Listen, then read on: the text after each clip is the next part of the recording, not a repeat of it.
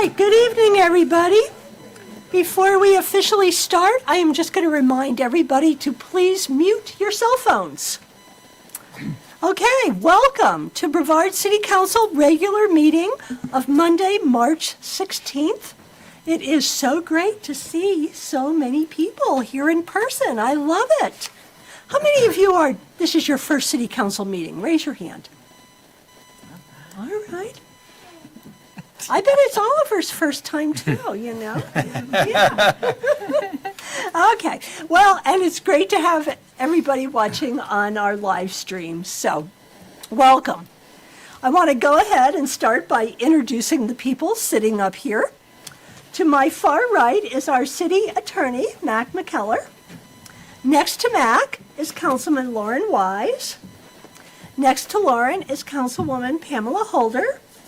Next to Pamela is Mayor Pro Tem and Councilman Aaron Baker. I'm Mayor Maureen Kopoloff. To my immediate left is our city clerk, Denise Hodgson. Next to Denise is Councilman Gary Daniel. Next to Gary is Councilman Dean Lytle. And next to Dean is our city manager, Wilson Hooper. And with that, I would like to invite Father Sean O'Neill from Sacred Heart Catholic Church. There you are, Father Sean. Father, would you please give the invocation for this evening? I'm honored to do so. And before I do, just knowing how the weather conditions are, I'm very thankful for all of our public servants, and I pray for their safety tonight, and knowing that they must respond at any time of day, no matter the conditions. Certainly grateful for their good efforts. Pray for their safety too. Dear Eternal Father, we are grateful for your foremost examples of goodness and justice. May they always be our foundation. May we always imitate them. President Theodore Roosevelt once said, "A state cannot rise without proper laws, but the best laws that the wit of man can devise will amount to nothing if the state does not contain the right kind of man, the right kind of woman." Dear Father, we ask for your help that we seek to be good moral examples in order to inspire and encourage the good conduct of others. May we be that right kind of man and woman, and may we help all people grow into being such right men and women in character, both through lives as private citizens and in public service. Your Father, may your blessing be upon this council, its members, all in attendance, and all the people of Brevard. By imitating your righteousness, may we help our community, our nation, and our world to be at peace in body, mind, and spirit. Amen. Amen. Father, would you tell us a little bit about Sacred Heart? Sacred Heart was first dedicated on West Caldwell Street in 1948. We've been on our present campus off of Asheville Highway since 1988. We have about 500 families. It's good to welcome many guests now that spring break is happening throughout North Carolina. It's been good to welcome many visitors too. And also it's great to welcome different events from different churches here in Brevard, and we frequently welcome the Brevard Jewish community. Well, thank you. We are so glad that you are such an active part of our community. It's an honor to be so. Thank you. Thank you very much. If everyone would please stand and join me in the Pledge of Allegiance. Attention, honor, pledge. I pledge allegiance to the flag of the United States of America and to the republic for which it stands, one nation, under God, indivisible, with liberty and justice for all.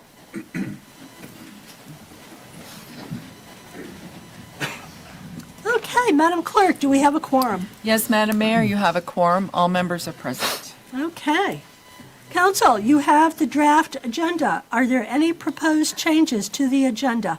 I would like to propose that we remove item 3, the Silverstein Park Pavilion Capital Project Fund establishment, from consent and information to new business.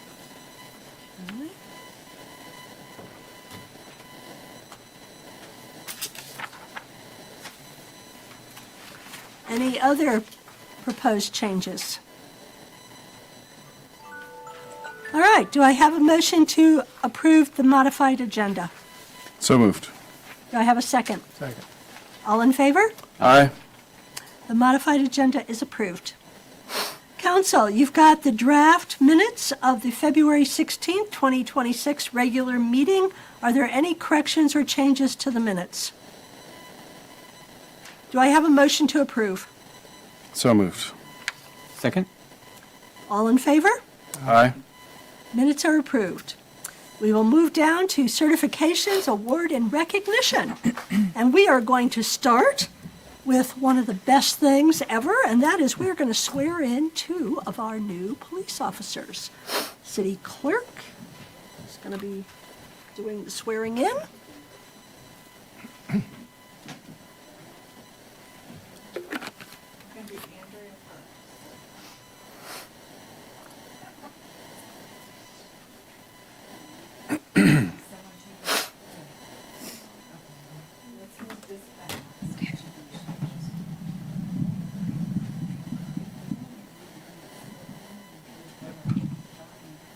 So we usually try to line up so that the seal is in the pictures. And then come a little.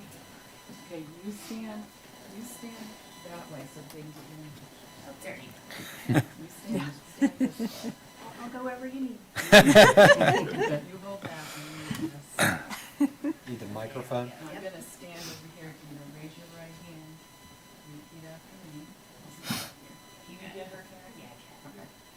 I, Andrea Ellen Thomas, I, Andrea Ellen Thomas, do solemnly and sincerely swear do solemnly and sincerely swear that I will support the Constitution and laws of the United States, that I will support the the Constitution Constitution and laws of the United of the States, United States, that I will be faithful and bear true allegiance that I will be faithful and bear true allegiance to the state of North Carolina, to the state of North Carolina, and to the constitutional powers and authorities to the constitutional powers and authorities which are or may be established which are or may be established for the government thereof, for the government thereof, that I will endeavor to support, that I will endeavor to support, maintain, and defend maintain, and defend the Constitution and laws of said state, the Constitution and laws of said state, not inconsistent with not inconsistent with the Constitution of the United States, the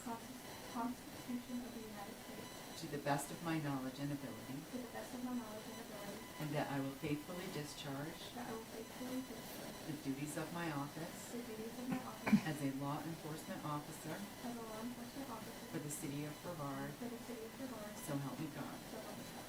Okay, so that's your first oath. And as a law enforcement officer, you get a special statutory oath that you also have to take in addition. So, I, Andrea Ellen Thomas, I, Andrea Ellen Thomas, do solemnly swear do solemnly swear that I will be alert and vigilant that I will be alert and vigilant to enforce the criminal laws to enforce the criminal laws of this state, of this state, that I will not be influenced that I will not be influenced in any manner in any manner on account of personal bias or prejudice, on account of any personal bias, prejudice, or prejudice, or prejudice, and that I will faithfully that I will faithfully and impartially and impartially execute the duties of my office, and execute the duties the duties of my of office my office as a law enforcement officer as a law enforcement officer according to the best according to the best of my skill, abilities, and judgment. of my skills, abilities, and judgment. So help me. So help me God. I'm gonna just have you sign these. Good words.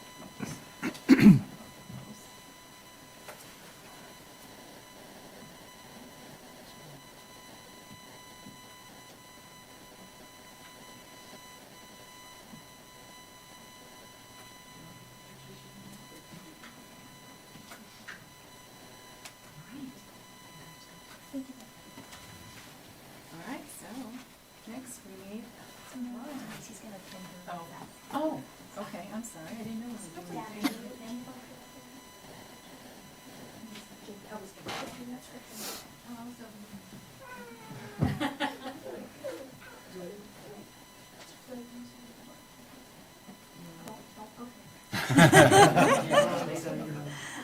That looks pretty dangerous. Just remember, she does have to.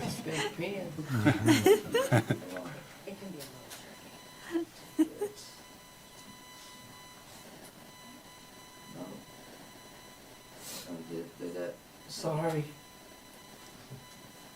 Take your time. Perfect.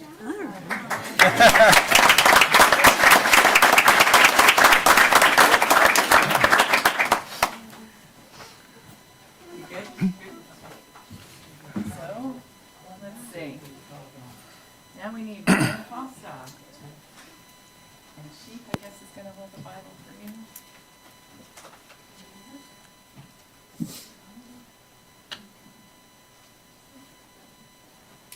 Ready?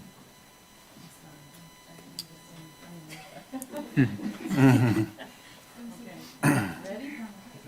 I, Ryan Nicholas Costa, I, Ryan Nicholas Costa, do solemnly and sincerely swear do solemnly and sincerely swear that I will support the Constitution that I will support the Constitution and laws of the United States, and laws of the United States, that I will be faithful that I will be faithful and bear true allegiance and bear true allegiance to the state of North Carolina to the state of North Carolina and to the constitutional powers and authorities and to the constitutional powers and authorities which are or may be established which are or may be established for the government thereof, for the government thereof, that I will endeavor to support, that I will endeavor to support, maintain, and defend maintain, and defend the Constitution and laws of said state, the Constitution and laws of said state, not inconsistent with not inconsistent with the Constitution of the United States, the Constitution of the United States, to the best of my knowledge and ability, to the best of my knowledge and ability, and that I will faithfully discharge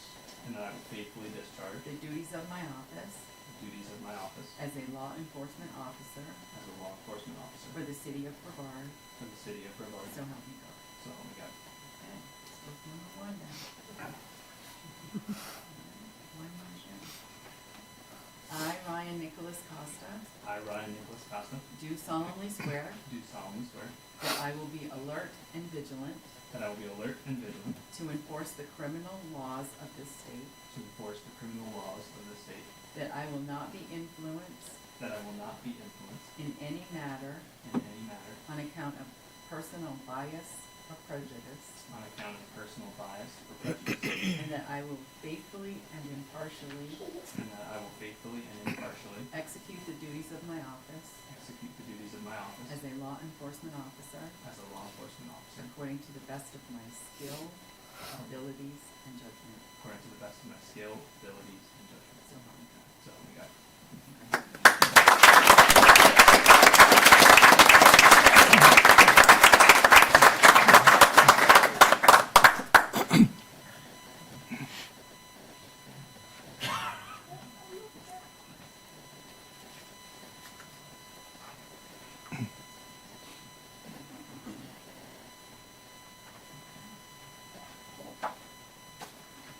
Thank you.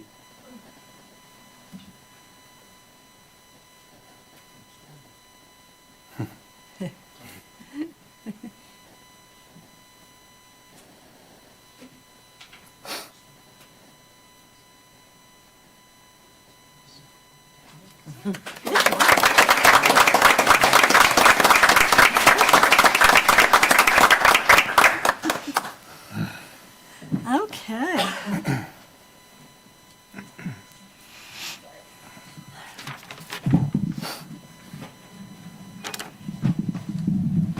Folks, you're welcome to stay, but you don't have to.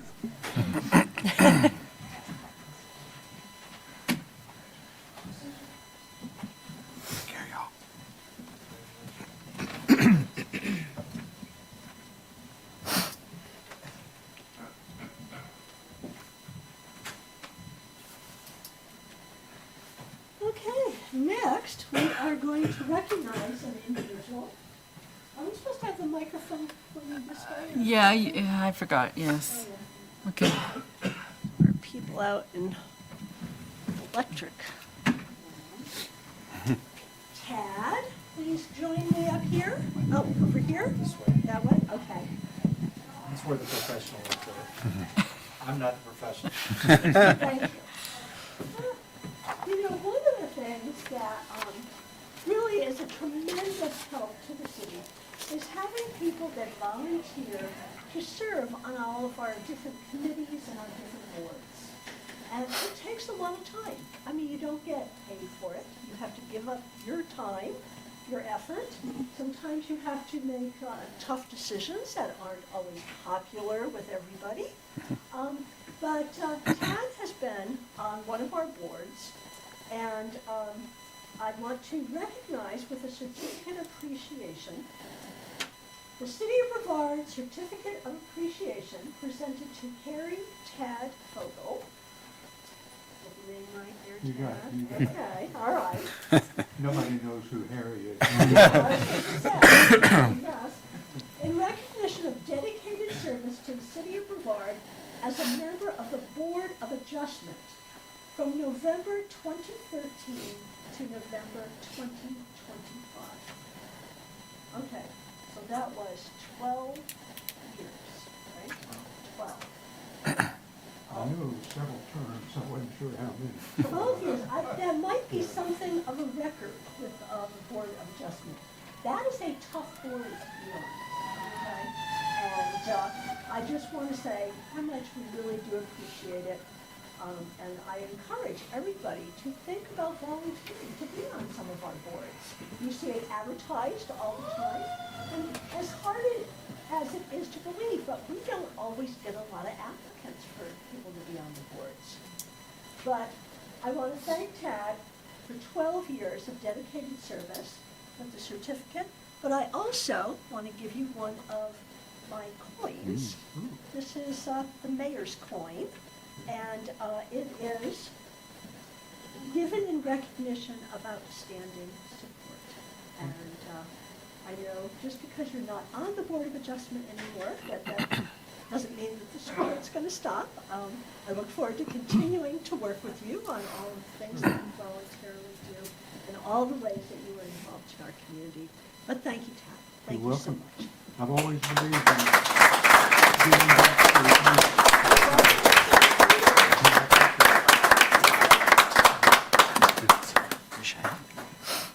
All right, our next one is a proclamation, and I believe we've got Sterling Woodruff from SAFE. Come on up. All right. Why do you think we issue proclamations? Anybody want to tell me? Pardon? You know, I said I call on you. Well, we issue proclamations to emphasize things, to give them visibility, to increase the public's awareness of things that we deem important enough to take time out of our council meeting to highlight.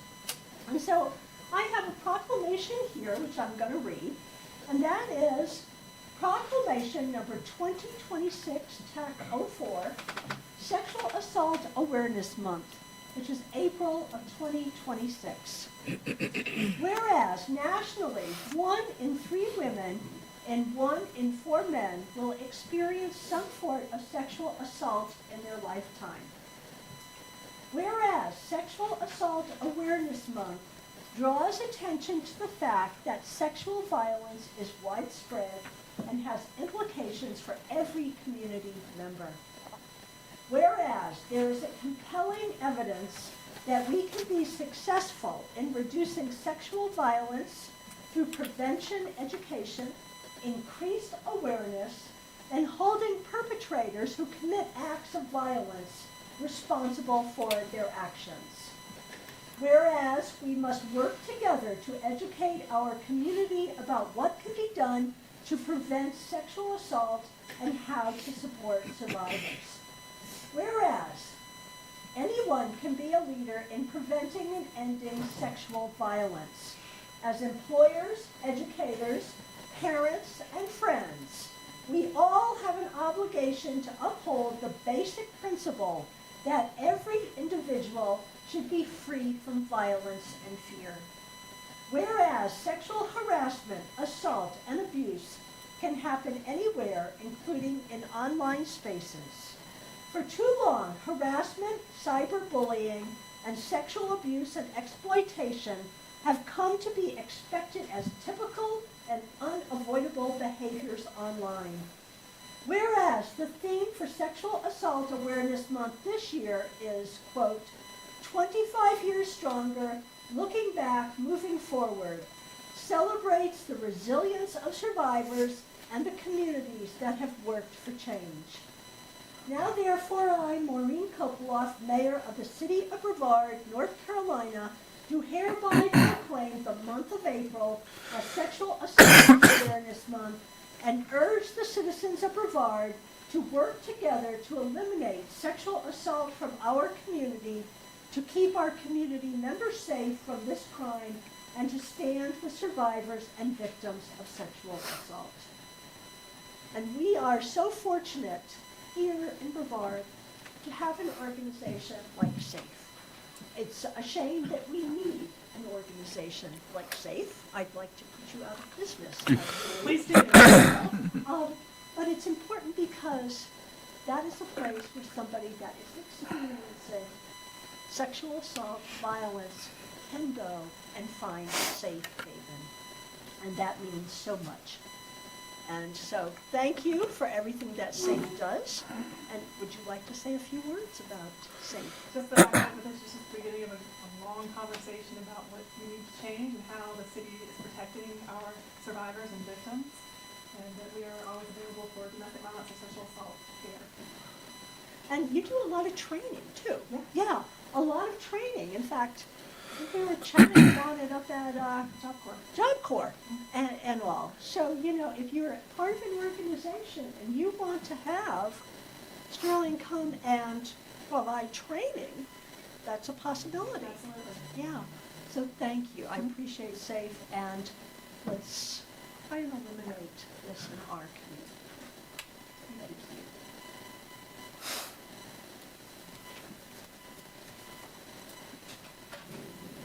Okay, and I have my next proclamation, and I will ask Jim Hardy, and I think you have a few other members here, Jim. Do they want to come up?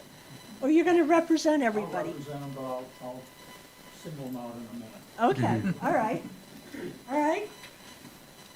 All right, and I've got Jim Hardy up here, and Jim is, okay, he's with TRECON Reentry Council, which is the Transylvania Henderson Reconnection, Transylvania Henderson Reentry Connection.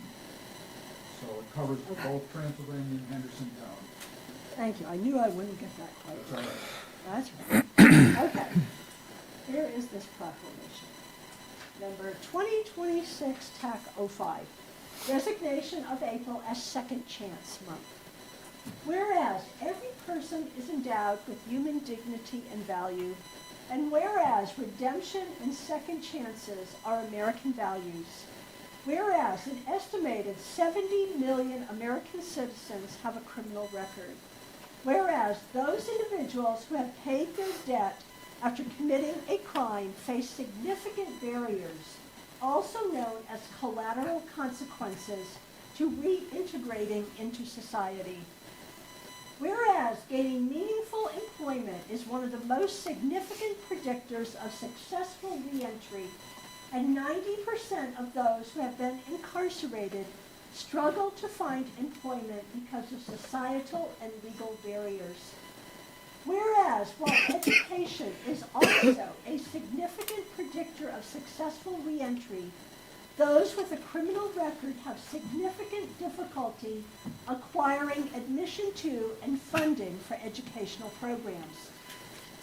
Whereas people with a criminal history also face significant barriers to securing a place to live, and this inability to access housing has been found to increase the number of individuals returning to prison. Whereas these and other barriers prevent the 70 million Americans with criminal records from contributing fully to their families and communities, which negatively impacts the well-being of their children and families for generations. Whereas the designation of April as Second Chance Month can contribute to increased awareness about the challenges faced by those who have paid their debt and generate opportunities for individuals, employers, congregations, and communities to extend second chances. Now therefore I, Maureen Kopelroth, Mayor of the City of Brevard, North Carolina, do hereby proclaim April 2026 as Second Chance Month. During this month, I call on residents to honor the work of those who strive to remove barriers that prevent individuals with a criminal record from becoming productive members of society, and to observe Second Chance Month through actions and programs that promote opportunities to unlock second chances. And I think Jim is going to tell us about an incredible program that is happening in April. I am. But first of all, I would like to thank you, Madam Mayor, and the council for this proclamation, which shines a light on a really significant problem for our whole society. America imprisons on a per capita basis more people than any other country in the world. In 1973, we had about 173,000 people who were incarcerated. Today, that's 1.9 million people who are incarcerated. And most of those people will re-enter society at some point, come back to your neighborhood. And so it's in all of our best interests to help those people regain their dignity and their life and be able to lead a successful life. Did you know that if you have a felony on your record, you are prevented from holding a license in North Carolina, so you can't cut hair, for example. You can't get public housing, a whole lot of things. I want you to imagine that you've been incarcerated for, let's say, 6 months or a year. You've lost your job, you have no money, you have no support, and you're released into the community with nothing. But there's hope. We have a number of organizations in this community in Transylvania County and in Henderson County, and I'd like to just share a few of those with you, and some of those people are here tonight. So you've mentioned 3CON, which is our reentry council, which provides connections and services for people who are getting out of jail or prison. The CARE Coalition, Love and Respect, which is based in Henderson County, which impacts us as well. St. Philip's Justice Ministry team, and I'll mention Dick Tucker, who's here tonight from the team. And Dick provides transportation to people to make court dates or to get, once they're released from jail here, to get to their home, whatever it's going to be. Operation Gateway, Fiscal Legal, and Daniel Carey is here from Fiscal Legal tonight, representing them. LifeWorks, peer support specialists. Peer support specialists are people who have lived experience, who can work with individuals who are dealing with mental issues or substance issues or any kind of issues at all. And by the way, we are training a number of them here in this county. So and glad. I went through the training myself this last fall. Our Blue Ridge Health, our Sheriff's Department, and I'm going to ask Becky Owen to stand up. She is the chair of 3CON. She is also the reentry specialist within the jail, and she works with people prior to their release to get them the services that they need. And so you have a special opportunity this coming April 7th at the college to learn what it's like when you're released from incarceration. It's called a reentry simulation. Mayor Kopelroth and I went through that last year. I don't want to scare you off, but I tell you, it's tough. You really learn what it's like and how many obstacles exist that you just can't overcome. So I encourage people to go through it. So I have a few flyers tonight, and you can go on the internet. I think there was an article in the paper In this today's morning paper. about this. So I would encourage anybody here, and there are only a few of these, but if you can't make it, take it along and give it to somebody else who might be interested in doing it. It's really and you will, I've been working in this area for 11 years, and I went through it last year, and I tell you, it's tough. It's really tough. So, again, thank you so much. Thank you, Jim. We are so appreciative of all the organizations that are here supporting reentry. Yeah. So that's important. Thank you.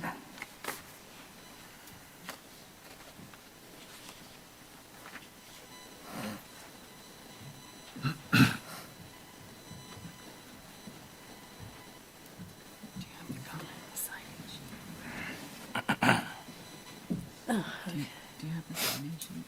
Oh, no, I don't. Public comment sign-in sheet, please. Oh, yeah, I should have picked it up.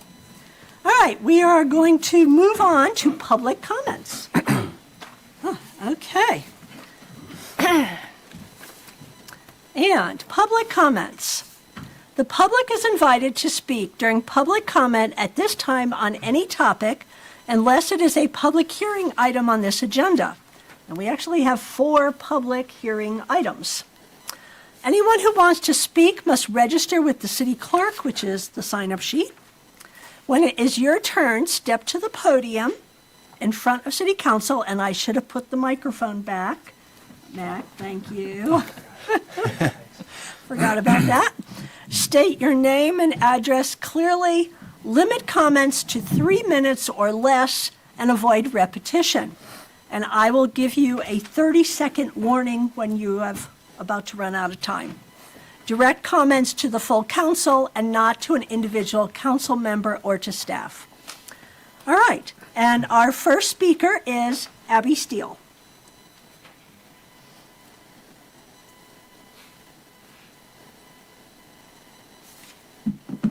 Hello all, I'm Abby Steele. My my husband Eli and I are the owners of the Co-ed Cinema. Forgive me, had to write everything down. I'm here to give our annual report for our lease and also to give some updates on the repairs from the recent water leak. I'll keep it general. Wasn't really sure what an update would mean, but 2025 had some real lows for us, but we also had some much needed positive upgrades. In terms of business, tourism was down all last year, and the film industry as a whole hasn't returned to pre-COVID numbers. We also still felt the effects of the writer strikes pretty heavily this last year, and box office numbers were drastically down throughout the whole country. We had a few pretty major equipment breakdowns over the summer, and it turned out to be a pretty good opportunity to make some much-needed upgrades to our projection systems. We upgraded all of our sound amplifiers, our main server, and purchased brand new state-of-the-art laser projector that is a pretty big upgrade, actually. We're very excited about it. We haven't gotten to use it too much yet, but we are still very excited about it. All of these are major components that bring huge improvements to how our customers see films. We also made some pretty big repairs to our HVAC system, replacing one of the condensers. We made some upgrades and fixes to our concession equipment, most notably being a brand new commercial ice machine. We've made multiple repairs to the ceiling in the auditorium, the neon sign outside, and the structure of the marquee itself, and numerous small repairs to the plumbing, painting, electrical, etc. In terms of repairs going on, we are currently in the insurance phase with everyone deciding what's going to cost what and what needs to happen before we can reopen.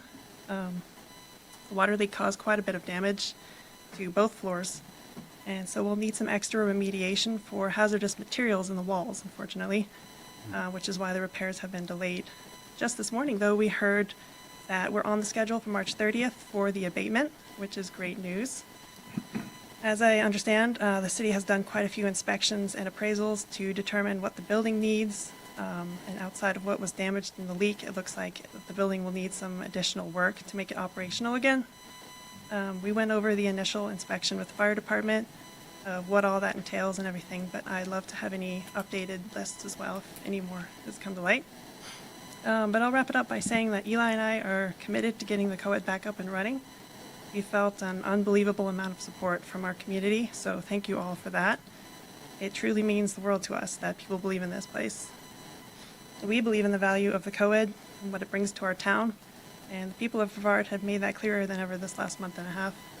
So we're honored that we can have a hand in providing that for our friends and neighbors. Thank you to the council, and we hope to have some more good news to share about repairs soon. Thank you, Abby. Our next speaker is Doug Powell.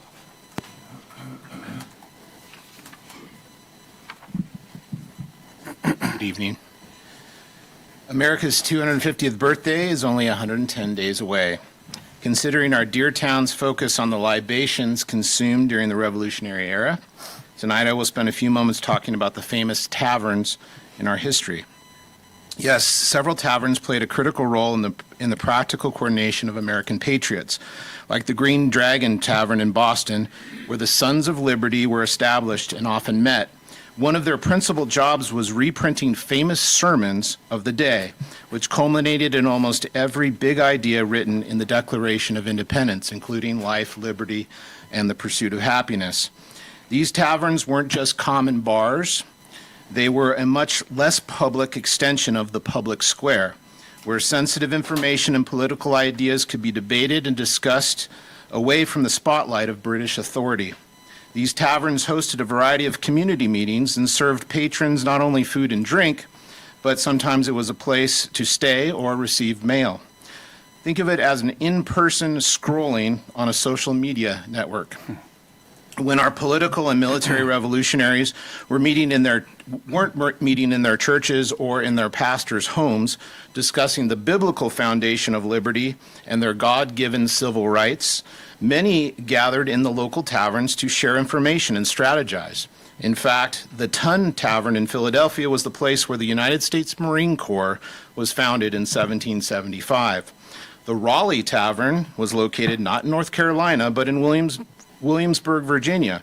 This is where dignitaries like Thomas Jefferson and Patrick Henry met quite frequently. It is also where the Phi Beta Kappa Society was founded in December of 1776.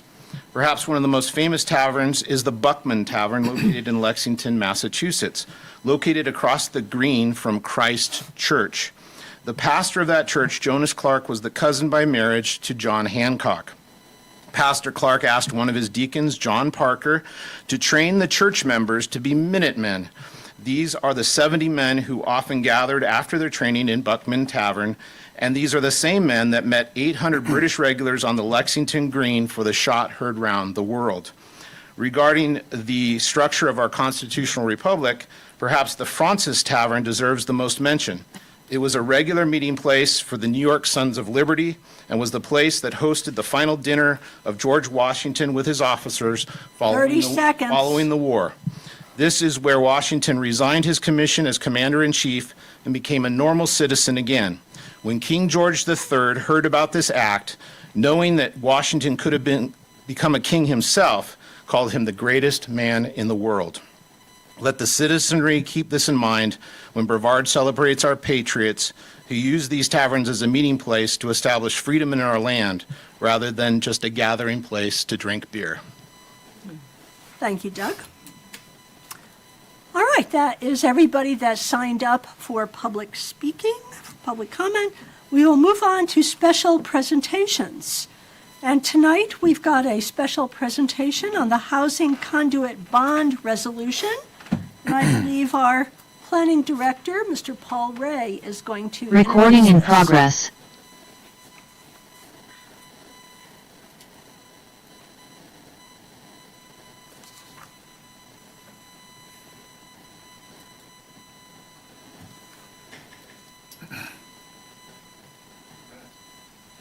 Good evening.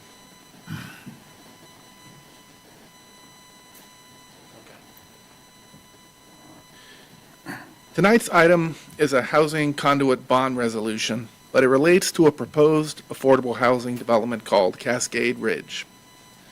The project is being proposed by Woda Koopa Companies and would be located on a 4.7-acre parcel on Morris Road near Public Safety Way. The development would consist of 84 apartment units serving low to moderate income households as defined by HUD, including 36 one-bedroom units, 42 two-bedroom units, and 6 three-bedroom units. The project is in conceptual stage right now, but what's being considered currently is 4 three-story buildings and a single-story clubhouse. This project relies on multiple funding sources, including the federal low-income housing tax credit program administered through the North Carolina Housing Finance Agency. As part of that process, the developer has asked the city to consider serving as the issuing authority for the tax-exempt conduit bonds. Council is being asked to consider an inducement resolution tonight, which simply signals the city's willingness to explore issuing conduit bonds so the developer can move forward with the financing. This is one of the creative ways the city can support affordable housing initiatives without any cost or financial risk to the city or taxpayers, as the bonds would be repaid entirely by the project revenue. Because the finance process can be technical, we've asked bond counsel to provide a brief overview. Joining us remotely is Kristen Kirby with McIronwood LLP, who specializes in public finance and affordable housing bond issuance in North Carolina. And with that, I'll turn it over to Ms. Kirby to walk council through the bond issuance and the resolution before you. Good afternoon, or good evening, I should say, mayors and council members. My name is Kristen Kirby. I'm with McGuire Woods in Raleigh. We would be serving as bond counsel to the city in connection with these bonds. Thank you for taking the time to consider this resolution this evening and for allowing me to join the meeting remotely. I appreciate that accommodation. Sorry, do you need me to show the PowerPoint on my screen, or do you have it there? I can't see the meeting, just the Zoom. We've got it, Kristen.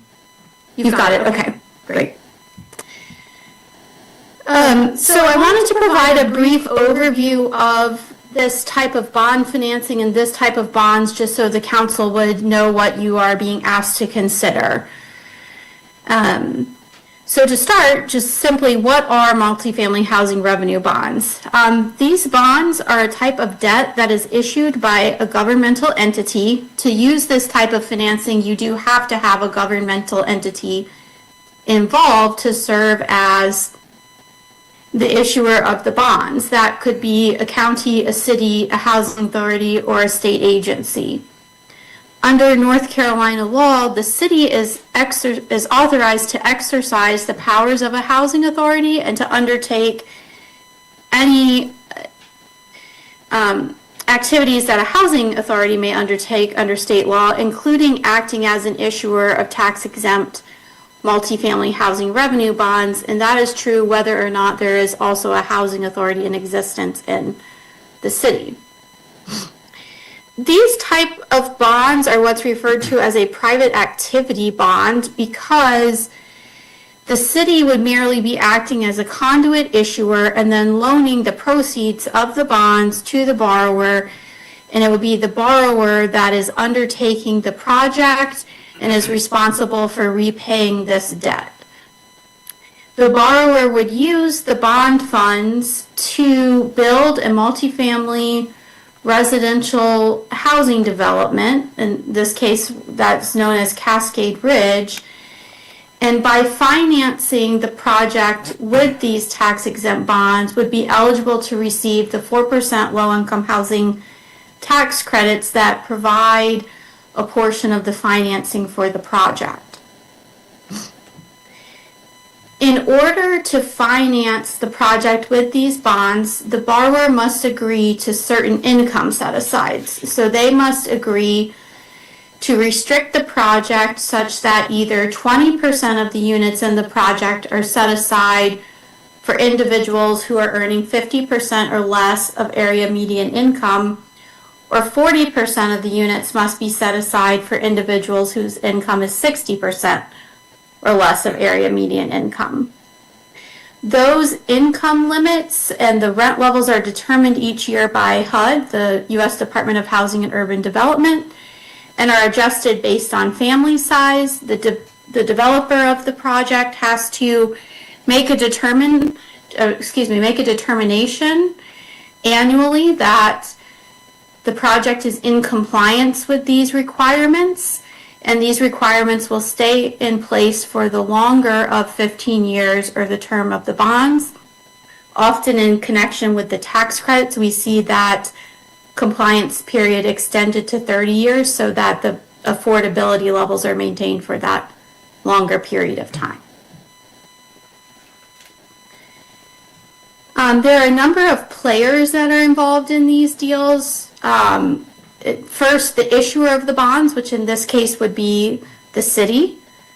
There is the borrower, the developer of the project that will undertake the construction of this housing. That's Woda Cooper companies, or it will likely establish a special purpose entity to specifically hold this project. The bonds will either be sold to a single purchaser, which is typically a bank, or sold in the public market to investors through an underwriter. And then there's also often a trustee involved that holds the funds, makes the advances to the borrower of the funds to pay the project costs and handles the flow of funds, because while the city is acting as the issuer for the bonds, none of the funds actually flow through any city accounts, no payments run through the city. Those are all handled either by the trustee or by the bank if the bonds are purchased directly by a bank. Each of those parties is typically represented by their own counsel. And then our firm's role in the transaction is to serve as bond counsel. We're overseeing the process to ensure all the requirements are met for the bonds to be tax exempt and that the project qualifies for this type of financing. In that role, our client would be the city, but it is the developer or the borrower that's responsible for paying the fees of all of the various professionals involved in the deal. Excuse me. So what would this mean for the city, or what would this look like for the city? In this type of deal, the city, again, is acting as a conduit issuer. So that means while the city is issuing the bonds are not the city's debt. It is not the city's responsibility to repay them in any way. The bonds are not a pledge of the faith and credit or the taxing power of the city. These bonds do not affect the city's legal debt limit or debt ratios or what you're able to issue otherwise, and they don't impact the city's credit rating. So really, the city has no financial responsibility whatsoever for the bonds. It's solely the borrower that is responsible for repaying them, as well as paying any or covering any fees that the city has in connection with this, such as your bond counsel fees, city attorney fees, or other fees related to the project and undertaking the bond issuance.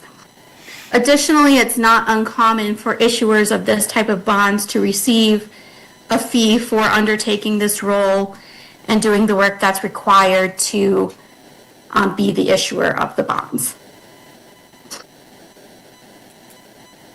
So in terms of the process for these bonds, to use this type of tax-exempt bond financing, the developer has to go through an application process with the North Carolina Housing Finance Agency for approval and receipt of an allocation of volume cap from the state for the project and the bonds.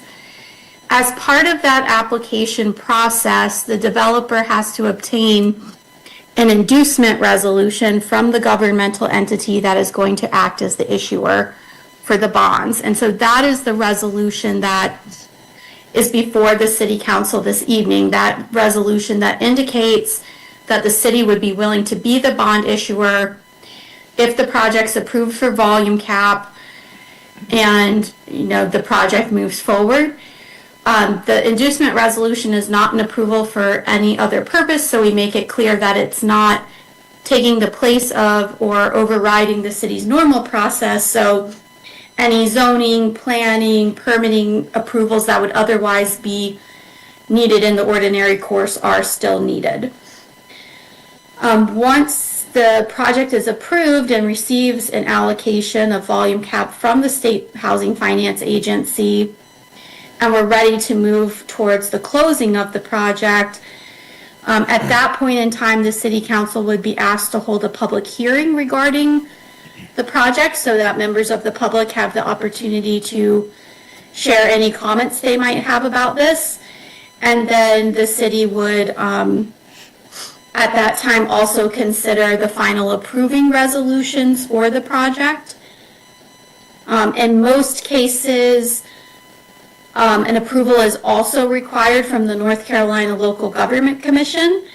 If that's required here, the city would also adopt the findings resolution that makes the findings required by the Local Government Commission, and we would also go to the Local Government Commission for a separate approval from them.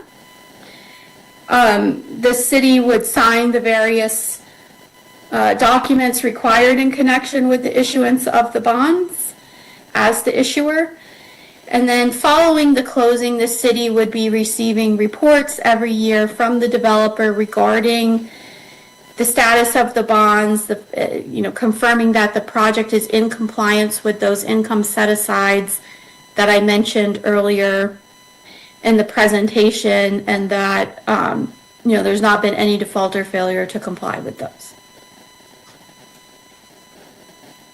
I realized that was a lot of information in a short period of time, so I will pause there to ask if there's any questions or any additional information that the council would like regarding this type of financing before you consider the resolution. Council, I'll open it up for questions. We'll start with Mr. Wise.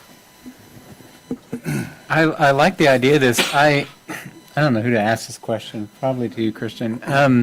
Why do we need to be, why is a conduit necessary? Why can't the loan just go from one to another? I think I know the answer, but Kristen, you might know it better. It's difficult to hear you. Yeah, I've had a hard time hearing the question, but I think the question was, why does the city need to be involved versus just there being a direct loan for the project? Yeah, that's right. Is that correct? Yes. Yes. Yeah, okay. So this type of financing, the tax exempt bonds, is a type of financing that's allowed under the federal tax code, but it requires a governmental body to issue the bonds. So you have to have a governmental entity involved as the issuer in order to use this financing. And in order to get the low-income housing tax credits that provide another source of financing for the project, you have to use tax-exempt bonds to finance the project. So there does have to be a governmental entity, be that a city, county, housing authority, state agency, that is issuing the bonds to use this type of financing. Did that answer your question? Yeah. I don't know if I guess these are, I have to get really close up. Yes, I did. Thank you. That's all I have, because I don't know if I fully understand it yet. Ms. Holder? I understand that Lauren's question, it was one that I was thinking as well, and this is admittedly our second time hearing this, and it's it can be complicated. Thank you for the information that you gave us. What if the borrower defaults?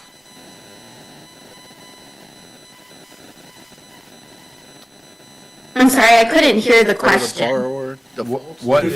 What if the What happens happens? defaults? Yeah. Yeah, so the city is in no way on the hook financially for these bonds. If there were to be a default in the payment, the lender or investor has to look to the borrower and to the project itself. Often there's the project secured by a deed of trust on the project itself. But there's no way for the lender or investor to look to the city for any sort of repayment of these bonds in a default situation. Okay. That's created by the statute that allows these themselves, right? 15714? So that's, will be fully described in all of the bond documents that the lenders sign at closing. The documents will make it very clear that these are, bonds are not an obligation of the city, that the city has no responsibility for their repayment, that the source of the repayment is purely monies provided by the borrower and the project. And will also be indemnification language in the documents whereby the borrower agrees to fully indemnify the city for anything and everything that could happen related to the project, so that it's very clear the city has no responsibility for the repayment of this debt or Right, any, but I'm, right, but what I expenses. was trying to say was that the repayment, the statute creates the mechanism where the repayment of the bond is exclusively tied to the project and not to other city funds. That's why the city is not responsible. Is that a pretty fair way to say it? I'm not sure that the state statute says, the state statute gives the city the ability to issue this type of debt and to act as a conduit issuer, and then it's sort of more a legal agreement, I suppose, that is the case. That's how the bonds are marketed and sold. That's what all the agreements state. It's the exclusivity, though, to the project itself that gives us the protection that as a conduit, other than making it an obligation of the city that we are getting into. Is that a fair way to say it? That's correct. And again, the documents and the bonds on their face will say that these bonds do not create a debt of the city or a pledge of your faith and credit or taxing power. These are not GO bonds. These are not limited obligation bonds or revenue bonds that are your debt. So that is definitely plastered in all cap type on both the bonds and in the documents. Ms. Holder, any questions, more questions? Yes, no more questions. I just wanted to reiterate, the bottom line is we're the conduit because of the type of housing that's being built, correct? Because it is low-income housing. But we need the city to be the conduit issuer because of the type of housing Right. and because of the type of financing. The city is merely acting as a conduit. Okay. Thank you. Mr. Baker? Yeah, thank you, Kristen. I think, thanks for explaining very well a very complicated thing. And I think I'm starting to get my mind around it. I do have, as I was listening and reading and learning more about this, though, I'm trying to understand where the risks are for the city. I hate to say it, but a little bit seems a little too good to be true. And I wonder, a different way of asking that might be, when this goes wrong, if you've seen this go wrong, how does it go wrong? And have you ever seen, an example of where those risks played out for a city? Sure. Frankly, I have not seen a lot of these go wrong, knock on wood. I think what I always counsel clients on is that really your only risk is a reputational one, in the sense that because you are serving as the issuer for the bonds, your name is tied to the bonds. So if worst case scenario, there was a default, no, the city has no financial liability. The city would not be involved in that sense, but there's a default on a bond that the city issued. Like, it does not affect your credit, it does not affect your finances in any way, but could it show up in a news article, or could it, someone call you with a question about a problem at the project because they don't understand that the city's just a conduit issuer and this isn't something you're sponsoring in a more fulsome way? Yes. So I think that's really the only risk, I guess I would say, is that by being the issuer, your name's associated with the bonds and with the project. But there can't be any financial impact on the city, so that's really the only potential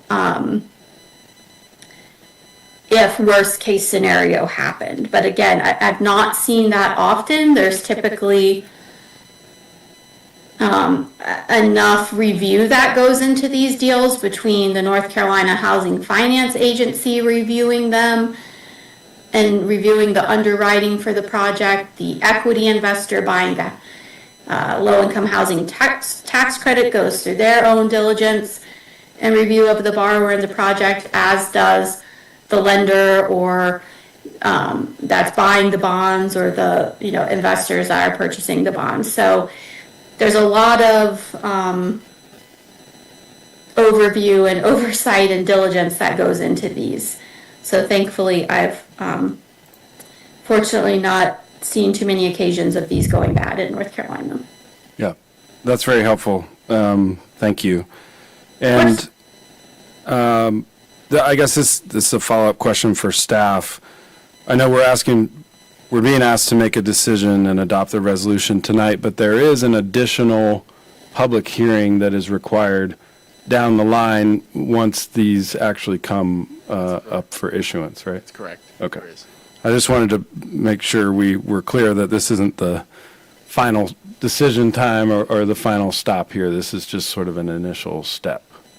And just one final question or comment on what what we've talked about a lot, which is the need here in terms of affordable housing. And the Bowen study, which is sort of the gold standard for housing research, came out recently, and it's got a lot of great stuff in there. But one of the things I took away that's particularly relevant for this discussion here is that about 50% of the renter households in Brevard, 50%. So half of our renter households are earning $35,000 or less. So this is not like 15% of our neighbors, it's not 20% of our neighbors, this is half of the people that are renting in Brevard. The other striking thing in that study is that the vacancy rate for rentals in Brevard, not just affordable rentals, but even market rate rentals. The vacancy rate at the time of when they did this study was 0%, all the way across the board. Even if you're paying full market rate, there were no rentals available. So we know we have a supply issue. We know a lot of our folks are earning less than, households are earning less than $35,000 a year. So we have a great need. And I'm thankful to the staff for coming up with creative solutions. Mr. Daniel? Yeah, I would like to beat this horse a little bit more about the risk. It wasn't very reassuring that when you said that you haven't seen many problems with this. I would have preferred no problems. But my question is more to, is there any case law that's involved in this? I mean, I know it's statutorily defined, but that doesn't mean that people don't get sued. Is there any information on that front? I'll ask our attorney as well. I'm not aware of any. I spent a good part of Friday and a fair portion of this afternoon, frankly, trying to poke holes in this whole thing, and I couldn't do it. It looks like it works, and I couldn't find any case law any place. That doesn't mean it doesn't exist, either for or against. It just means that it's a process that looks like it probably works. I haven't seen a municipality that has lost its shirt accidentally from this process either. Have you seen anything? No? No, I have not. And we have done this with a number of other municipalities across the state, as well as, many housing authorities. in the last several years, we've probably done 20 to 25 of these deals a year. So it's not uncommon, and I've not seen any municipality, myself, I've not seen any municipality be negatively impacted. Okay, well, thank you for that. The other, I noticed that the proportions of the AMI are, this is like 60% or 40% at 60% AMI. What's the definition of moderate income here? Because I know it's for moderate and low income housing. So is that 80% or is it 120? Is there a limit? That would be the maximum, would be Okay. 80% would be the moderate, low to moderate income. Okay, that was my question, that is there a maximum, so that answers that. Also, I was curious so we don't really handle the money, but how do the bondholders get repaid? Who repays them? Yeah, so it kind of will depend on how the financing is structured. Often the bonds are privately placed with a bank or a financial institution. In those cases, typically the borrower makes the payments directly to the bank that is lending the funds or buying the bonds, and through that lending the funds. Or if the bonds are sold to investors in the public market, there will be a bond trustee, which again is a financial institution that holds all of the various funds and accounts, and the borrower makes the payments to them and they distribute them to the bondholders. Okay. So no funds would flow through any of the city's accounts for the payments on the bonds. Yeah, I'd heard how it didn't come through us, but I want to know how it goes out, so I think that's, and my last question, really, I think most of my others have been answered, but, we're a small town. How common is this type of arrangement for a town this size? I know Charlotte was the example that was given in our paperwork, so. Sure. So we've done this type of thing with a number of municipalities across the state. Some examples of that would be Shelby, Salisbury, Concord, Morehead City, Elizabeth City, Yanceyville. I'm thinking off the top of my head, so I'm sure I'm forgetting some, but it's certainly, you're not the first to do this. We see this in municipalities of really various sizes, and more often in smaller municipalities, since a lot of the large municipalities have active housing authorities that would do this instead. So like in Raleigh, Charlotte, these don't go through the city because they have a standalone housing authority that's very active. But certainly we've seen this with similar sized cities across the state. Okay, so it sounds like it's a good tool for a small municipality, more so than, okay, thank you. Yeah, absolutely, great questions. Mr. Lytle? Thanks for bringing this forward and for the staff. And just to make it clear, this is a federal program, and the only way the developer can get access to these the tax credits is through this program, right? And so, and obviously the reason they would want to do that is because that's what opens the way for them to be able to afford to supply, affordable housing, right? Correct. And because it's a federal program, there wouldn't be, HUD is not going to, do this any other way. So that means that there's municipalities throughout the country that are doing, this is the only way to do it. Okay. That's right. So these bonds can only be done at the state level because you need to get an allocation of the state's private activity bond volume cap to do them. And in North Carolina, that's always through a local issuer, or most of the time through a local issuer. In some cases, the State Housing Finance Agency issues these bonds, but typically only if there's not a local issuer available. So across the country, these are done at the state level and often at the local level. And in North Carolina, almost always at the local level. Great. No more questions. I'll just say that obviously, as Aaron said earlier, this is our number one issue, and anything, in my opinion, that we can do to increase supply in the city. This is obviously tied to many other challenges that we have. We want people to be able to have housing and be able to afford to live here. So these are some of the things that we've got to do to be able to make that happen. Thank you. All right. Mr. Ray, did you have more information you wanted to present? That's it. Thank you, council. Thank you, Kristen. All right, council. We are asking for a decision tonight. Do I have a motion to approve the resolution for the inducement bond? So moved. Second. Okay. Any further questions or discussion from anyone? All right, I'll call for a vote. All in favor? Aye. Opposed? All right, it passes. Thank you, Kristen. Thank you very much.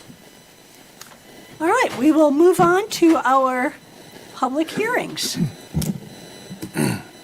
Our first public hearing is the voluntary continuous annexation, city-owned parcels on Azalea Avenue and Old Hendersonville Highway, PIN number 8596, TAC 05, TAC 5338, 859605, 8315, and 8596 TAC 05, TAC 6391.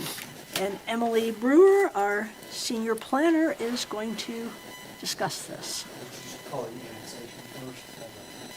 Annexation first. Oh, okay.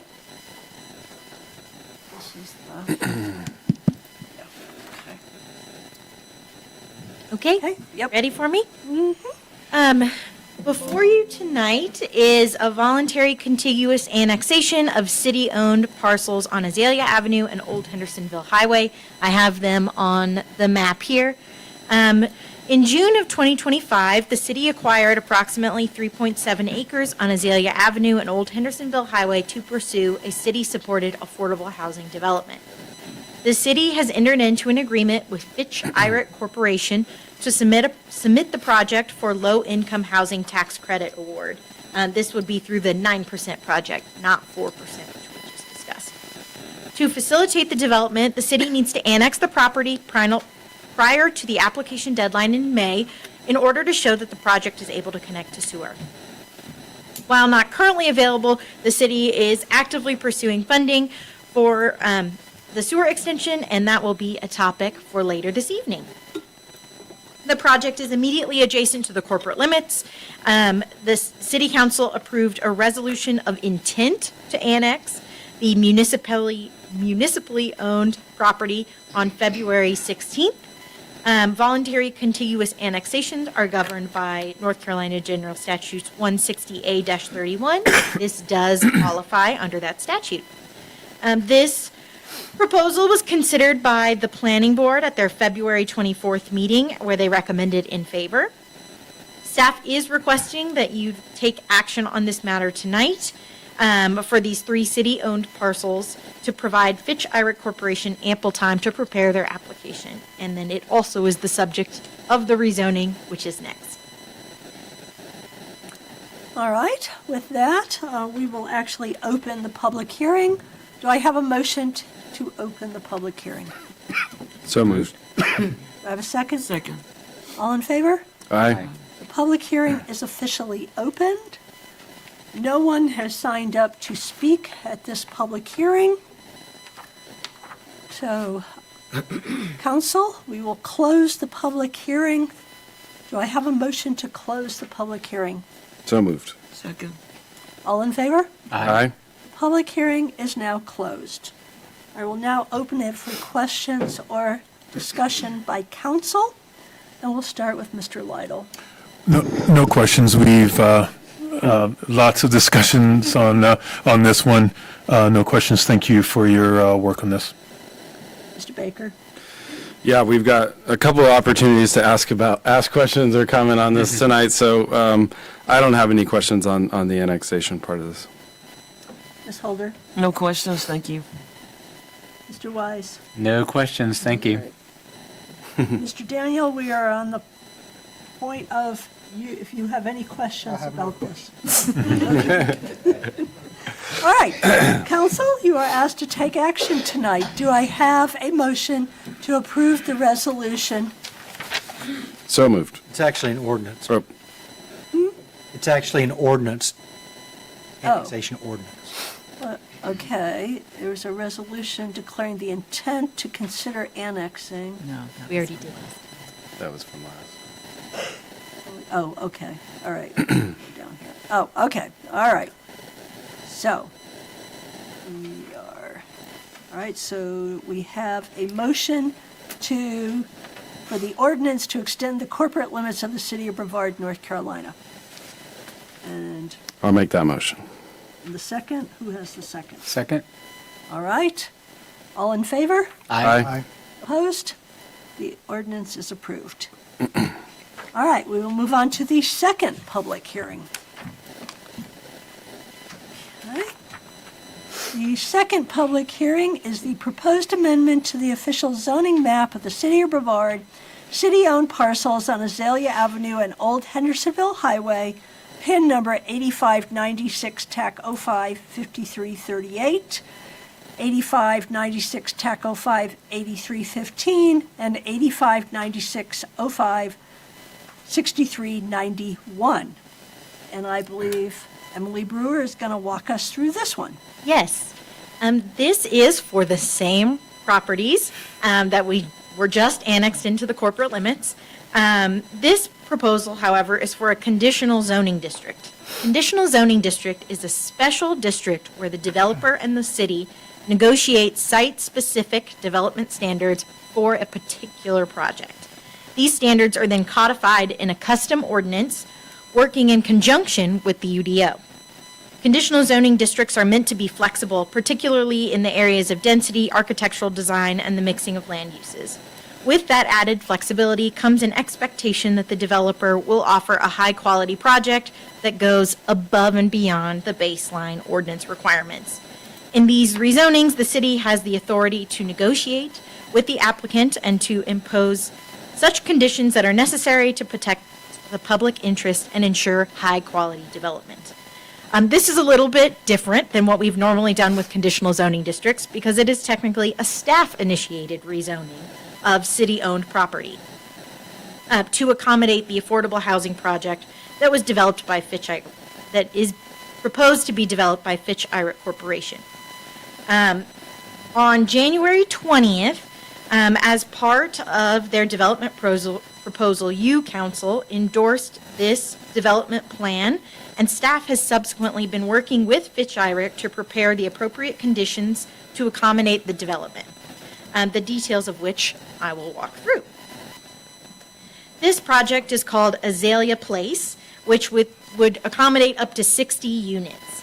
The project consists of 3 buildings. The 2 larger buildings, which are here in the back, are 2 to 3 stories and are terraced to match the contour of the topography, with the smaller 2-story building facing Old Hendersonville Highway. The project will have a community space in the small building as well as a playground and the protected green space on the northern end with the ephemeral stream. The project will also have space reserved for the future pump station, which is up here on the top, and that is necessary to provide wastewater service to the greater Azalea rhododendron neighborhood. As was said by you, council, there have been a lot of opportunities to talk about this project. We pursued an extensive pre-development process that included 2 phases of community engagement conducted by the UNC School of Government Development Finance Initiative, who's been helping us immensely throughout this process. The first phase focused on soliciting community input around public interests for the development of the site, and the second phase following the feasibility study, asked the public to provide feedback on multiple options for development to inform City Council's ultimate selection of a development program. I have included all of those details in your packet, but I would like to highlight the public interests for a moment. The guiding public interests are: affordable housing on the Azalea Avenue site should, 1, optimize the number of new quality rental units affordable to Brevard's low to moderate income households and local workforce. 2, include access to green space and community amenities for residents. 3, attract as much private investment as possible to maximize the impact of public investment in affordable housing. And 4, accommodate the city's sewer infrastructure extension to the Azalea Rhododendron neighborhood. The development concept and master plan that were prepared by Fitch Irick use those guiding interests, preliminary development context, as well as their extensive low-income housing tax credit experience. Staff worked with them to translate this plan into the conditional zoning district for you. The proposed base zoning district is residential mixed use. So what that means is that anything that's not outlined explicitly in the conditional zoning district ultimately reverts to residential mixed use in the code. So whenever we're looking at a regulation that's not included explicitly in the ordinance, we look at what would be required for an RMX neighborhood. The property is not adjacent to RMX, but this area is identified as a traditional neighborhood character area on the future land use map, and RMX is identified as an appropriate zoning district for that character area. The proposed conditions beyond what would be required of a residential mixed-use base zoning district are as follows. There would be a slight increase in the maximum allowable density just to make sure that they have ample room. So the proposal is 18 dwelling units per acre instead of the 15 dwelling units per acre. Retaining walls, the maximum retaining wall height is 5 feet in the ordinance, but given some of the topography and the way that it backs up to Broad River Terrace, the maximum retaining wall height will likely need to be increased, so they've proposed 10 feet. They've made minor changes to the dimensions of some of the stacked flats buildings. The ground floor finishing height, which is required to be 24 inches above the ground floor, has been removed. That requirement has been removed to make sure that they're meeting all of their ADA accessibility requirements as easily as possible.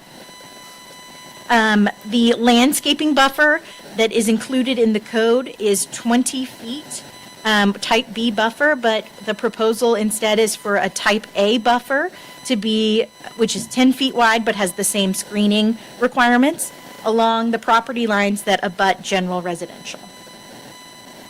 All of their parking spaces will be within 80 feet of a canopy tree.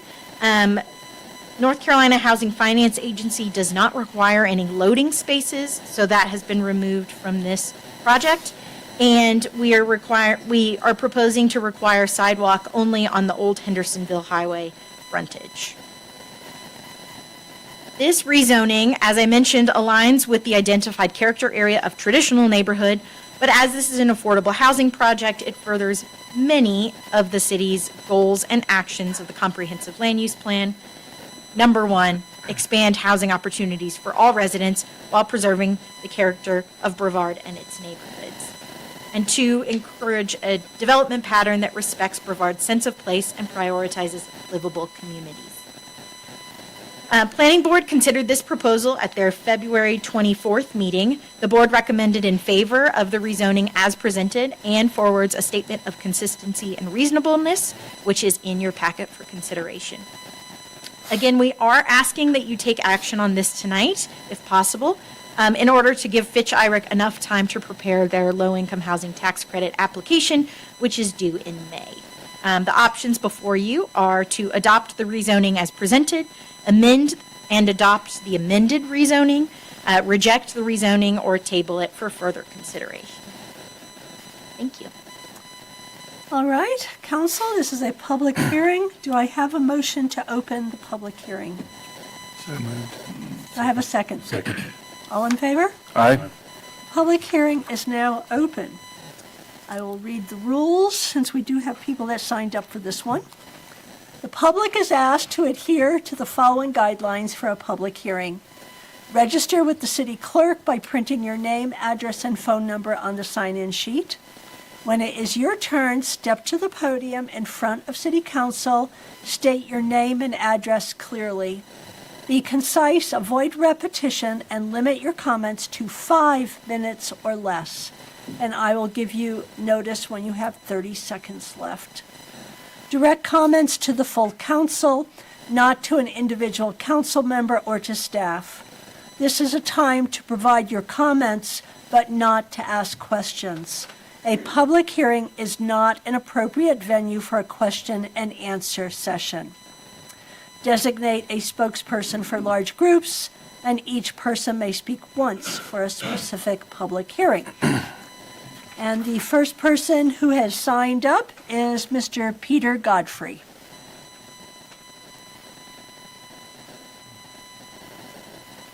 Thank you. I'm Peter Godfrey, and I received a letter maybe 3 weeks ago.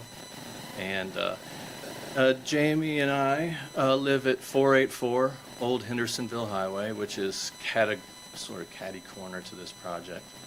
And yeah, we are a little bit late to the party. You know, a lot of planning has already gone in, and we certainly do have a lot of questions. But we are understandably, we understand that we don't know quite a lot.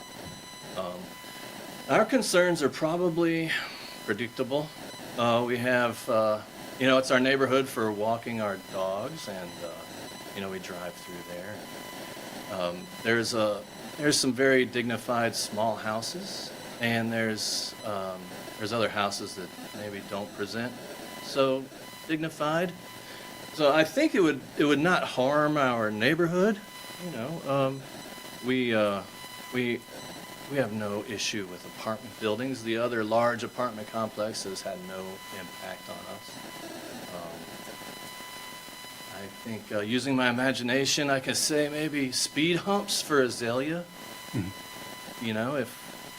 If there's a lot more traffic there. We have, I think there would be a lot more traffic. It's a cut-through street already. We have a lot of interest in housing values. You're well aware that housing prices are shooting up, and we don't expect ours to be hurt too badly by this, considering what you guys have already said about the state of housing in Brevard. Mm-hmm. So we're not, Jamie and I are not concerned about that. We have a suspicion that it might help us regarding sewer, but I guess we don't know. We don't know that. So we do know that our property is on septic, and we're having a hard time. Mm-hmm. And I don't know if the proposed sewer runs past our house, but we would like to find that out.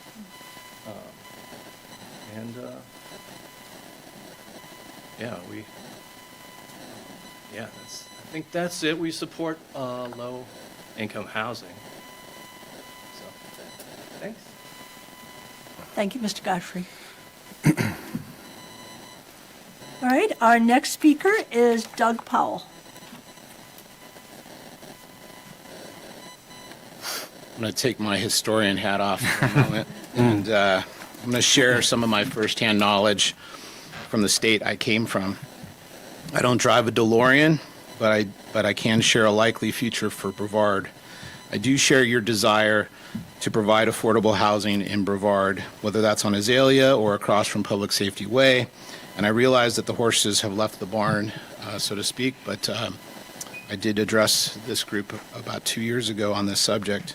In my experience, the only entity that comes away happy in many of these deals is the Section 8 housing developers.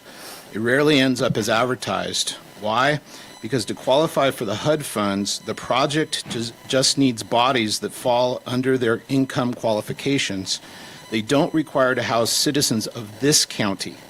And projects like these often end up importing other counties and even states to qualify for HUD funds. This does not solve our problem. We are being sold that those who will live in these units will help with the affordable workforce housing, but there are zero job requirements to live in these type of units. By definition, a solution solves a problem. These projects do not, at least for the good citizens of Brevard. Lastly, our sewage is at capacity. Every time there is a heavy rain, we release raw sewage into our French Broad River, which creates a new problem to consider if we add multiple units to our already overtaxed infrastructure. Please pause and continue to ask more of these types of questions before going headlong into low-income housing. Make sure these projects actually can solve our problem, our citizens' problems, rather than importing new challenges instead of just lining the pockets of Section 8 developers who will never live in our city. Thank you, Mr. Powell. That is everyone that signed up for public comment. Council, do I have a motion to close the public hearing? So moved. Second. All in favor? Aye. Right, the public hearing is now closed. We will now open it for comments and questions by council, and we'll start with Mr. Baker. Sure. Obviously, this has been a long time coming, and all the way back when we didn't know the available land we had for a project like this, and we did a survey of the entire city, and then we moved on to the St. Philip's Episcopal Church and worked with them on a piece of property they were willing to donate, and went down the road there a ways, and that didn't work out for geotechnical issues, and the soil just wasn't right. So a ton of work has been put into this, and I think the results are good. We're going to talk about the wastewater and some of the monies that we received to bring those services to this neighborhood that are badly needed by all accounts. And so that's not just about helping serve these new homes, but the existing homes that are there that really need the help to continue being homes for families. One thing I did want to bring up, and this is not for us to deal with tonight, but just as we move forward on this and some of the other projects we have, these LIHTC, the federal housing tax credits, a project scores based on a ton of things, but one of the things they score based on is your proximity to services and things like grocery stores and healthcare and things like that. And this particular site scores very well for that because obviously Ingalls is very close, and now we have Pardee not too far away. The hospital is really not too far. Schools are very close as well. So, but being close to something does not necessarily mean that it is safe and accessible to you.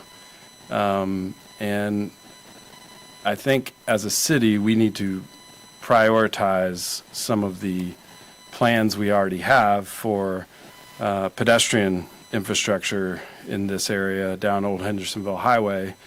Because I would challenge anybody to think about, well, what if you lived in this place and you had a 4-year-old and you only had one car in your household and your spouse was using your car and you really needed to get a prescription at Ingalls, or you really needed to get some groceries at Ingalls.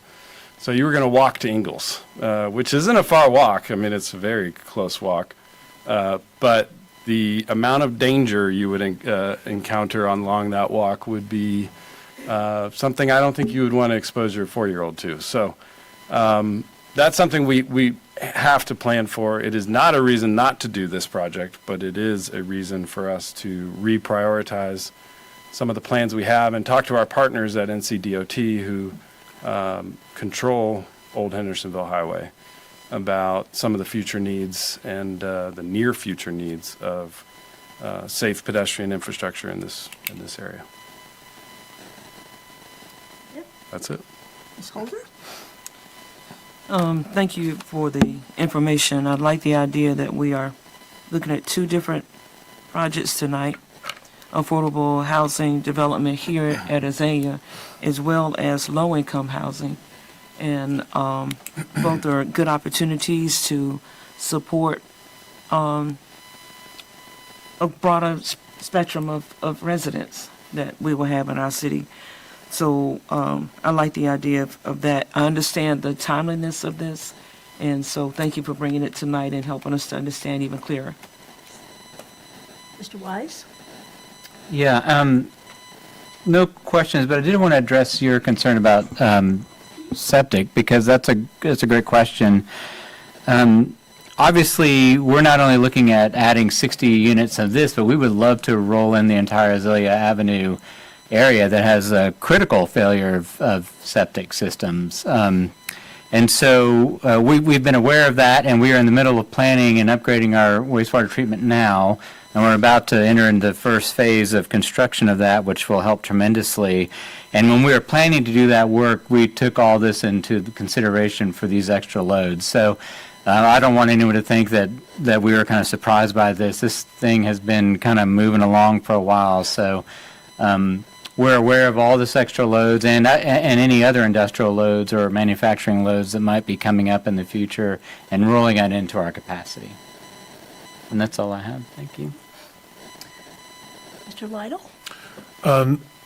No further questions. I'll just say, it is a good point to look at, I know that we spend a lot of time on traffic calming, and so it would be a good thing if we did look ahead and anticipate that traffic and make sure that it gets off on the right foot right away once it's at capacity. Mr. Daniel? My first concern, I have one concern, and that is kind of related to what Aaron just said, is not having sidewalks on Azalea Avenue seems a little problematic to me. I'm just going to say it, and I said it, so enough. I'd also like to say this in no way is a Section 8 project. This is a LIHTC project.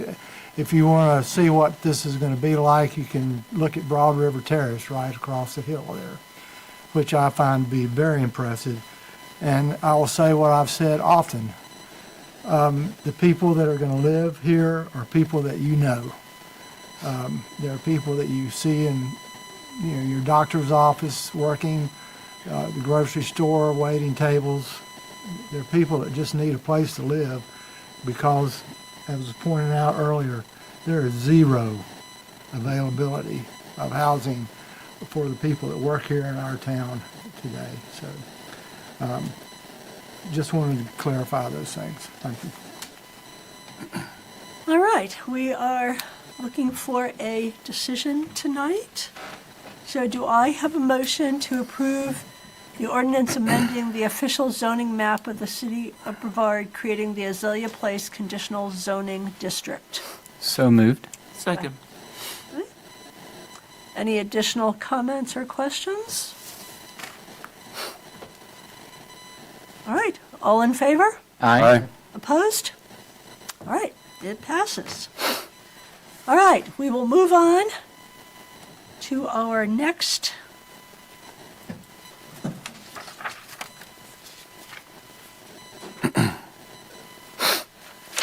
public hearing, which is the proposed amendment to the Building Brevard 2030 Comprehensive Land Use Plan, adoption of the city's green growth audit as an addendum. And I believe we have Emily once again. Yes. I think this is my last item for the night, though, so. Well, thank you very much for giving me the opportunity to speak about this.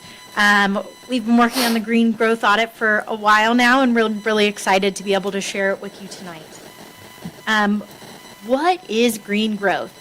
Green growth means conserving wildlife, habitat, and other valuable natural resources as communities continue to grow.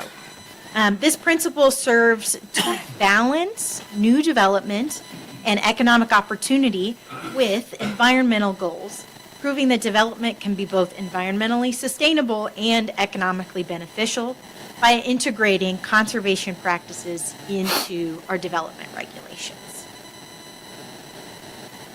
So as I said, we've been working on this for a while. This started back in 2023 when we were selected by the North Carolina Wildlife Resource Commission as part of their Partners for Green Growth program to audit the city's Unified Development Ordinance and provide recommendations for how to better align development regulations with those green growth principles. The UDO is our foundational regulatory framework that governs land use, building design, infrastructure, environmental protections, and a million other things within the city and the ETJ. By auditing these standards, we can assess how well they promote sustainable growth, reduce environmental impacts, and improve the quality of life for all residents. So we worked very closely with the North Carolina Wildlife Resource Commission. They provided technical and financial support so that we were able to conduct this audit. And in collaboration with them, we completed a comprehensive review of the UDO to identify opportunities to reduce those regulatory barriers to conservation and update the regulations for best practices. This work really builds on the goals that were established as part of the Building Brevard 2030 Comprehensive Land Use Plan. These are just a few of the items that this is consistent with and that this really builds upon. But so much of our comprehensive land use plan discusses development patterns for livable communities, creating sustainable and resilient infrastructure, being able to accommodate and celebrate is the word, our natural resources and environmentally sensitive areas. And so this is really an addendum, is what we're calling it, an addendum to the Building Brevard 2030 Comprehensive Land Use Plan. And as I said, this is really a critical step in ensuring that the development aligns with those sustainability, environmental preservation, and climate resilience goals. So we took this on, thinking of it as a way for us to take what was in the comprehensive land use plan and really narrow in on green growth and these different elements. Specifically to analyze the UDO's effectiveness in promoting sustainable development, reducing environmental impact, and enhancing resilience to climate change. We also wanted to identify opportunities for regulatory barriers to be removed, to align our ordinance with best practices, to enhance requirements for native plantings and vegetation, incentivize greater wildlife habitat protections in those sensitive areas.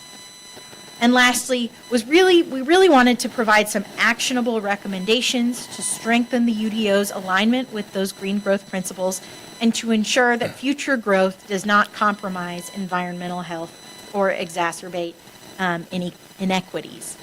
So with all of that in mind, we embarked on this project to assess our ordinance, but really take a deeper dive into what our environment looks like in Brevard and how we can put together a roadmap for ensuring its alignment with these principles. The first section of the document is extremely important. It's the comprehensive review of the environmental conditions that really lay the foundation for the recommendations. Utilizing data from the state and federal agencies, North Carolina Wildlife Resource Commission, North Carolina Natural Heritage Program.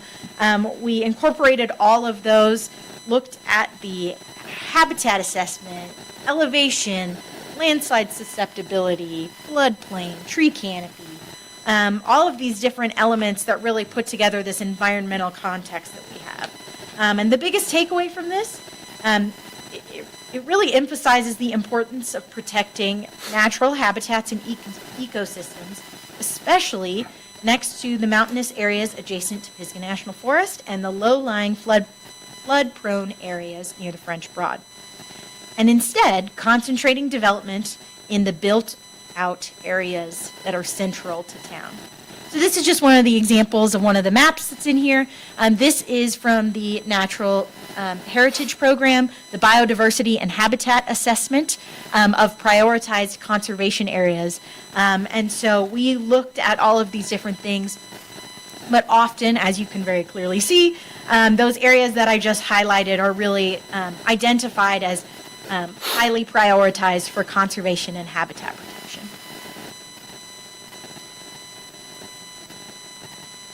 So the meat of the document is within the green growth strategies and recommendations. These strategies are centered around 4 key points: conservation of land with efficient development strategies, mitigation of the negative impacts of development, preservation of sensitive areas, and restoration of natural ecosystems and wildlife habitats. Though these sections are really called out for organization purposes, all of these strategies really work together to facilitate green growth. And it's important to note that something that's in the mitigation chapter is also related to a number of actions in the preservation of sensitive areas or the restoration of ecosystem. These all work together for us to be able to take on this very complex issue of conservation, balancing conservation with development. So I will walk through each of these, but I will highlight a few of the key action items under each of them.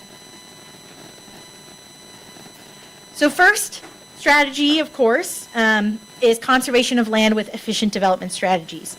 Land use patterns play a critical role in conservation efforts by regulating how land is developed and utilized, ensuring that areas that are important for wildlife and natural resources are protected. Development regulations, again, they need to strike that balance between accommodating growth and preserving those natural assets that we have in our communities that make it healthy and livable and resilient for us to be here. One of the primary actions in this section, recommended actions in this section, is to reframe what we have right now as our general residential 4 zoning district to a conservation zoning district. GR4 is largely located in the conservation design and low density character area in the future land use map, which is included in here in light green. That's primarily where our general residential 4 zoning district is located. But we can reframe this zoning district as a conservation zoning district and instead have higher levels of environmental protection and reviews in those sensitive in the areas that are in fact most sensitive.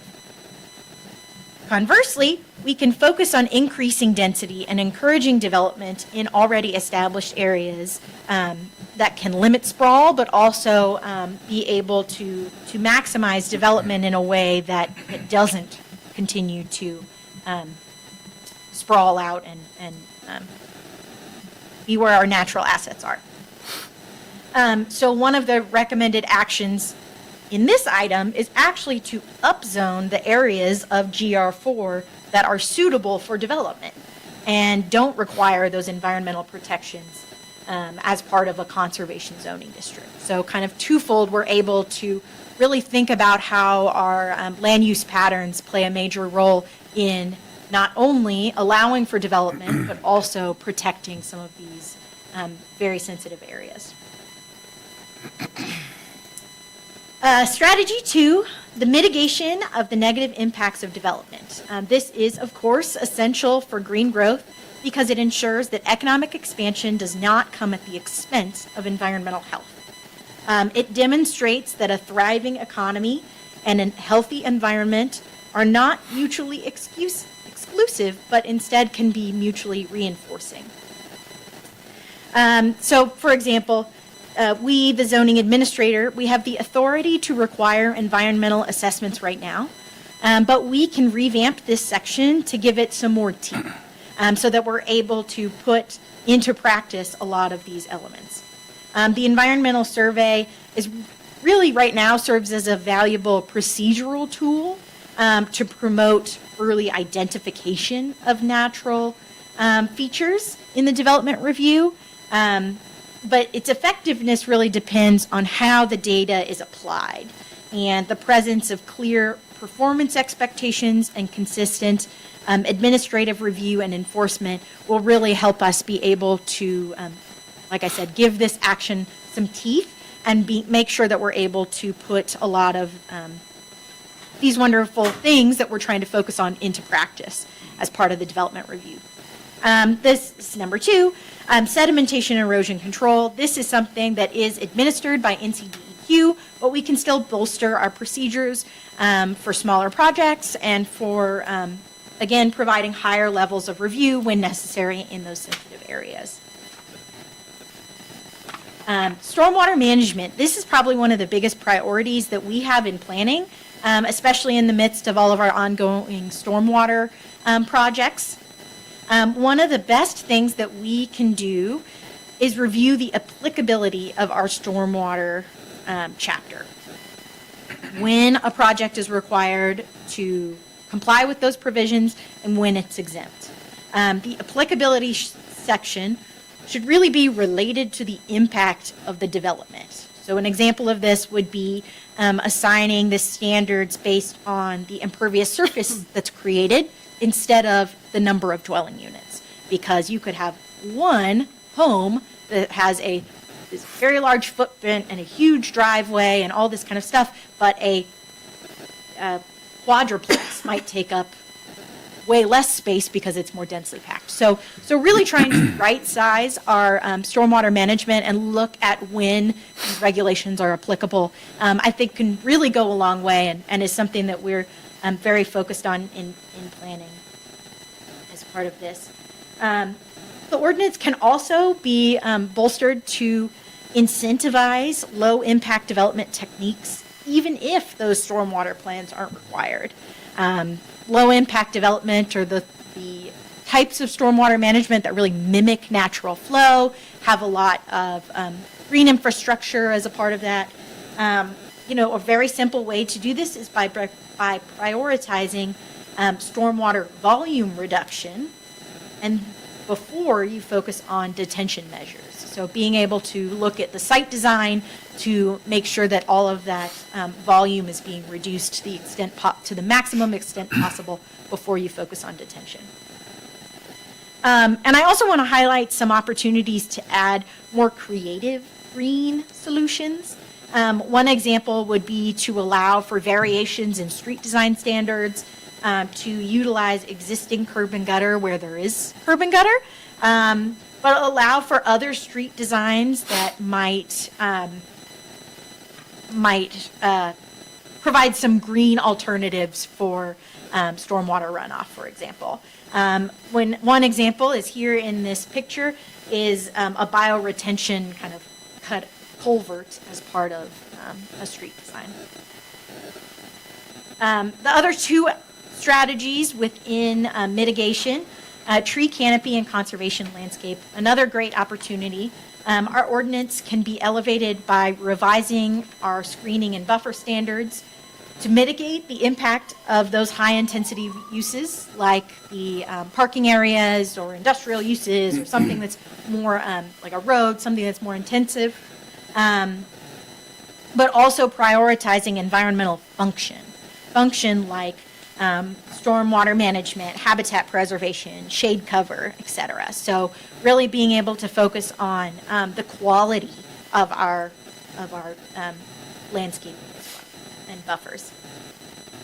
We can also require, one of the recommendations in here is to have landscaping plans be sealed by a qualified design professional to really ensure that they're thoughtfully planned, that they accomplish the required goals and meet those functional requirements, if we're putting those in there as well, but also to ensure that the plants have enough space and some of these critical elements that really make sure that these plants are able to survive long term versus somebody just putting in a tree without knowing if it has enough space or enough soil depth or enough or has too much sunlight or anything like that. Being able to think through all of those different elements to make sure that the landscaping really thrives is an important element as well.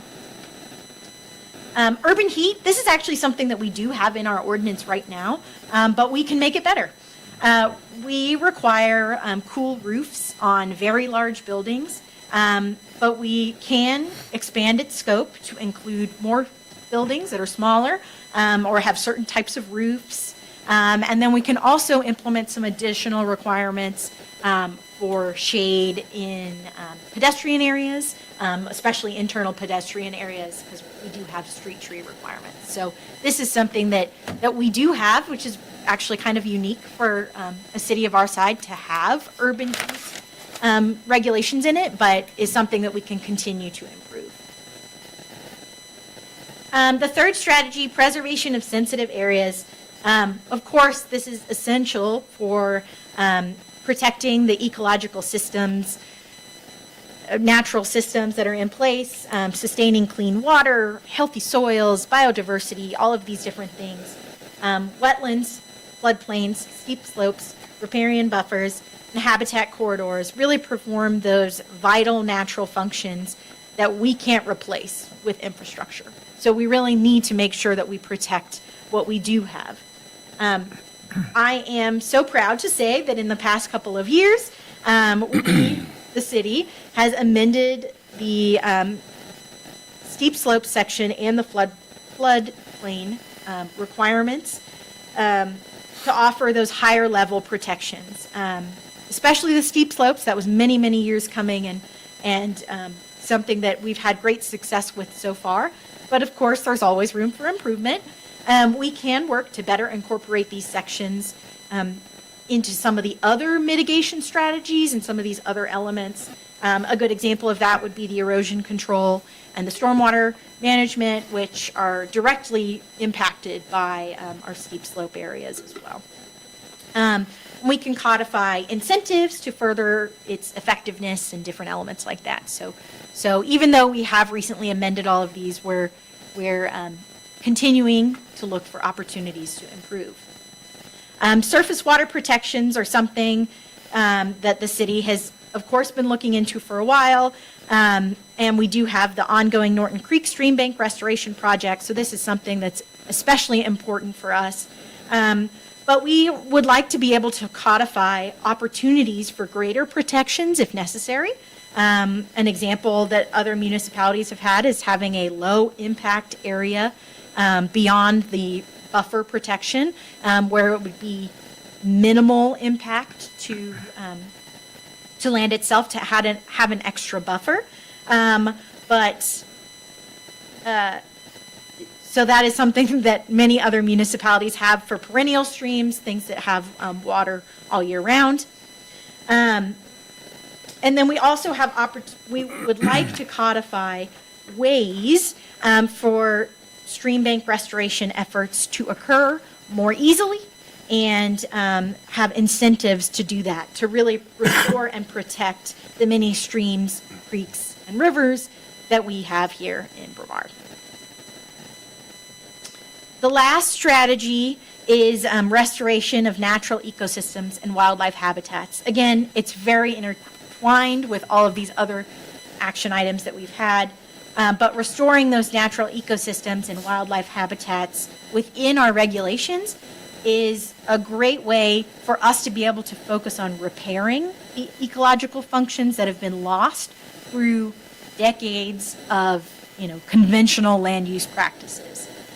Instead, we can be embedding these restorative practices into our standards to ensure that we're not just minimizing the harm, but really actively trying to contribute to the long-term health and resilience of our natural resources. With our open space standards, that's the first one on here, we can really focus on creating space that's functional and not just a leftover. This is something that is really important when thinking about open space. It can't just be the skinny piece of land that's running through the property. It really needs to be a functional, high-quality space for us to be able to consider it as an open space. And so we can utilize purpose-based categories along with minimum design standards to make sure that it really achieves those goals. This could also include linkage to existing greenways or other recreation areas if we want to further reduce fragmentation of habitats. Light pollution is another great opportunity. It's something that has certainly been the topic of interest. But we can not only revise our regulations to clearly identify what the types of approved lighting fixtures there are, that just at a bare minimum would really do a lot in terms of education and making it as easily accessible for people, for members of the public who don't look at lighting plans every day. But we can also reduce barriers by providing a guidance document or something like that to be able to direct applicants to the appropriate resources or the dark sky approved fixtures and different elements like this as kind of a way to go further and be able to make improvements on the reduction of light pollution that we have. Another common practice, I'd say, is having a number of municipalities have a dark sky zone where they incorporate higher requirements, which could be directly in line with the conservation zoning district, something where we do have those sensitive areas. The habitat that really needs to be preserved and protected could have higher light requirements as well. So just some examples of what we could do with the lighting chapter. And last but certainly not least in this document is incorporate native species in landscaping. This really, again, has been sprinkled throughout, especially as we continue to talk about the function of the green space and green infrastructure that we have. But we do need to take a look at the native and non-native species lists that we have in our ordinance. One best practice is instead of adopting it as part of the ordinance, really adopting it by reference. So we reference a specific expert resource, a number of resources, so that we're able to keep up to date as best as possible with those different species types as things continue to change. And of course, this works very closely with the tree canopy and landscaping requirements that I previously talked about. One of the other elements in here is nuisance grass and clearly defining what is an intentional natural area to be able to have some of those spaces in our community as well. So those are not even all of the strategies. There are a lot of actions that I have not included, but I have gone through some of the ones that I think are perhaps the most impactful, perhaps the most of interest, less like change this definition, but really looking at some of the substantive pieces of this document. But we do have a final section that it's the implementation guide, and it looks at these as a potential roadmap. So what we have on the bottom is just a little excerpt from what that looks like. The matrix has an assessment of the impact, the time frame, the resources, and importantly, the viability under state law. In the midst of this project, we had some changes to our legislative authority, specifically as it relates to downzoning, where a downzoning requires the consent of a property owner of all applicable property owners before that can be adopted. We also cannot create nonconformities in non-residential districts, as those are now deemed a downzoning. So that process has really will make some of these actions kind of challenging to accomplish because it's hard to take proactive steps as a result of some of these legislative changes. But this is intended to be a suggested roadmap with ideas that identifies potential policy adjustments, how they could be executed, and how we can effectively, to the best of our ability, put some of these recommendations into action to foster that long-term sustainability, resilience, and quality of life. Implementing the recommendations of the green growth audit is an intentional and incremental process. We cannot do it all at one time. That would be insane. It takes time, coordination, and sustained commitment, and a lot of outside resources and experts to help guide us through this process as well, especially when we get into the nitty-gritty of some of these recommendations and actions. The recommendations are intended to be guidance for staff, planning board, and city council to consider, not a list of required action steps.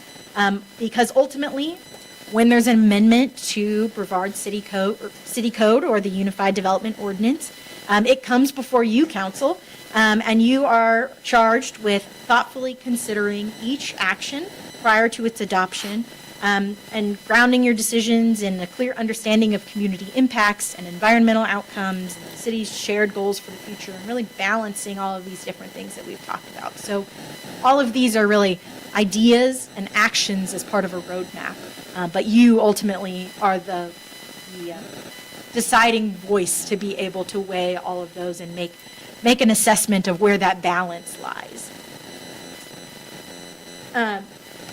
But not every improvement must be comprehensive or immediate to be meaningful. Even very modest updates, like clarifying standards or introducing performance-based measures, we can move the ordinance closer to becoming, to supporting those long-term environmental goals and community resilience.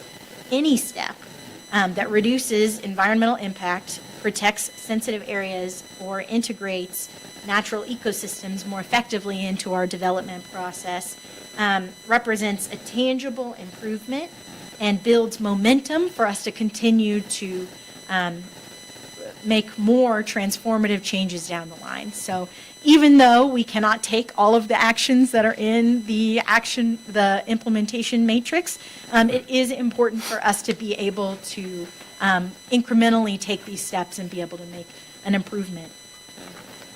And that is why it makes sense as part of the comprehensive land use plan. As I said, this is really intended to be an addendum and really a focused look at environmental green growth policies as part of the comprehensive land use plan. By adopting this as an addendum, amendment, it becomes part of that adopted policy guide. And per North Carolina general statutes, it's a guide for the present and future physical, social, and economic development of a jurisdiction. We would then be using, as we use the comprehensive land use plan right now, we would then be using the green growth audit to assess the reasonableness of planning and zoning changes. As you've seen in all of our planning items before you, you always have a statement of consistenciness or reasonableness as part of all of these, where staff and planning board look at the exact elements of these plans and how this relates to it. So by adopting this as an addendum, we're able to really focus in on these are some of the very clear ways and the strategies that we can make progress on with green growth. So the process to formally amend the comprehensive land use plan follows the legislative review. So we did take it to planning board and they recommended approval after many meetings of vetting and talking through and being able to work through some of that with them. I think they saw it maybe 5 times by the time we got there. But they recommended approval unanimously on February 24th. Then, of course, this is the public hearing, and then we will ask you to take a vote at your next regular meeting in April 20th, not today. But I'm excited to be sharing this with you. I'm happy to answer any questions as well. Thank you, Emily. We have a public hearing. We have several people that have signed up. So we will go ahead and open the public hearing. Do I have a motion? So, make a motion, we open the public hearing. Second. Okay. All in favor? Aye. Aye. Public hearing is open. I've already read the rules for the last public hearing. They apply to this one. So I will call people up in the order they signed. The first person is Christy Lamp.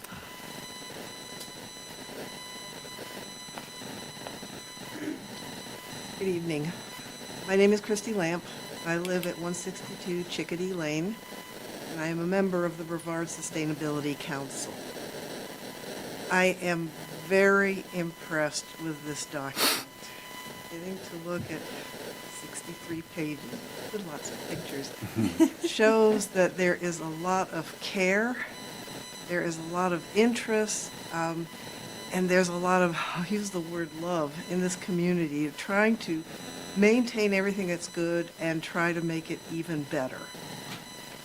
Growth happens, but trying to do it in a sustainable way that makes things work for people and tries to make us more resilient, because we know we're dealing with all kinds of changes. My house has just been rebuilt from a tree that fell on it during Helene. So I know that there are things that need to be done, can be done, are being done. This green plan, this audit helps. It's going to help water quality. It's going to help the air we breathe. It's also going to help problems like reducing landslides, making people more aware of them, i.e. making this a good community for current residents, for current visitors and tourists, and for the future. So I would encourage you to please consider this very strongly and perhaps make some modifications if necessary, but add it to your 2030 plan, because it's going to make Brevard really great. Thank you. Thank you, Christy. Our next speaker is Joellen Rishashar. All right, Joellen, how did I do on your last name? Okay, all right, getting there. My name is Joellen Rissisher, and I live at 25 Chipmunk Court. And I am co-chair of the Brevard Sustainability Council. I could say just a ditto to what Christy said, but nevertheless, I do have a few remarks, because we are here, the BSC, to express our support for the green growth audit. It is adding to, supplementing, and tweaking existing environmental protections within the comprehensive land use plan. And evaluating, researching best practices are standard tools of good government. This is a solid planning document with objectives important for the sustainable and healthy future development of this area. It's also an educational tool, quite readable and with great maps. We want to commend staff for creating this potentially valuable tool. Thank you. Thank you, Joellen. Our next speaker is Destiny Pettit.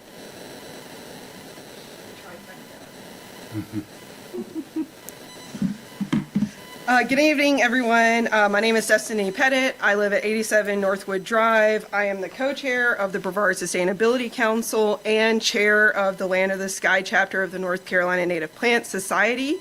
I also hold a PhD in hydrology and ecology, which focus on stream restoration, sedimentation, and erosion. I am here tonight to support adopting the city's green growth audit as an addendum to our building Brevard 2030 Comprehensive Land Use Plan, particularly the provisions addressing sensitive area protection, environmental assessment, sedimentation and erosion control, stormwater management, steep slope protection, and native species integration, which is a lot.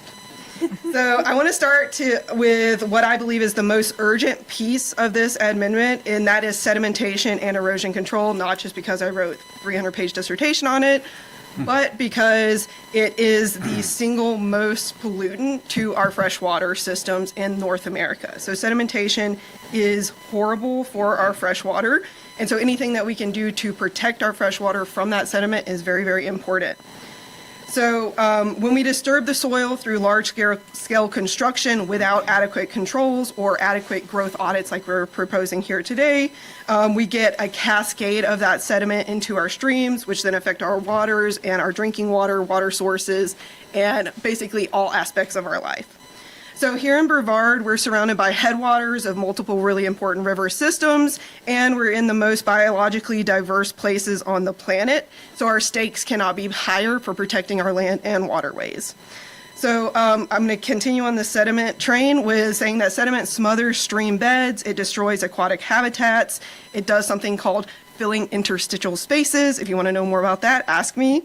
I have spent years working to restore landscapes and working in impacted streams that have been impacted by this specific problem. So requiring a meaningful erosion and sediment control plan is, again, super, super, super important, and it is the bare minimum that we can do as citizens. So the requirement for environmental assessments prior to large-scale construction is a logical companion to the protections you already have in place. Before a shovel breaks the ground on any of these sensitive terrains, we need to understand what's there, the hydrology, the slope stability, wildlife corridors, any kind of wetlands in these areas. So these assessments give developers, city staff, and the public information needed to make sound decisions, and they will help prevent costly mistakes and the destruction of our aquatic habitats. So if we can limit development in those sensitive areas that we've already mentioned, steep slopes, floodplains, and riparian buffers, it's not anti-growth, it's smart growth. So doing the right thing up front to help us protect ourselves from things like landslides, flash floods, and again, downstream sedimentation. So protecting these areas will help us reduce risk to life, property, and infrastructure, and will help us in the long term. So as the chair of the Land of the Sky chapter of the North Carolina Native Plant Society, I also want to talk about native plants real quick. Incorporating native plants into our development is not only an aesthetic preference, but it actually helps our pollinators and our ecosystems, which are the foundation of our region. So adding these native plants will help support insects, birds, and pollinators, and hold our food systems and natural ecosystems together. Native plants also outperform non-native plants in stormwater absorption, slope stabilization, and our long-term resiliency. And they require less maintenance once established. So requiring native plants into this new development and the green growth audit is cost-effective, it's science-backed, and it's a beautiful way to make Brevard's growth work with, not against nature. So I built my own house. I built my house on a steep slope. I know that these practices work because I implemented them myself in my house construction. It does take time and effort, but it's the right thing to do. So this amendment represents a vision of Brevard that honors what makes this place extraordinary, right? The picture says it itself. So I really urge you all to adopt this green growth audit because 30 plan seconds. works. All right? Thank you. Okay. That is everyone that signed up. Council, we need to close the public hearing. Do I have a motion? Make a motion, we close the public hearing. Do I have a second? All in favor? Aye. Okay, council, we've been here for almost I don't know, long time. We're going to take a 10-minute break, and then we will come back, and we will open it up for council's questions and discussion on this topic. So 10-minute break.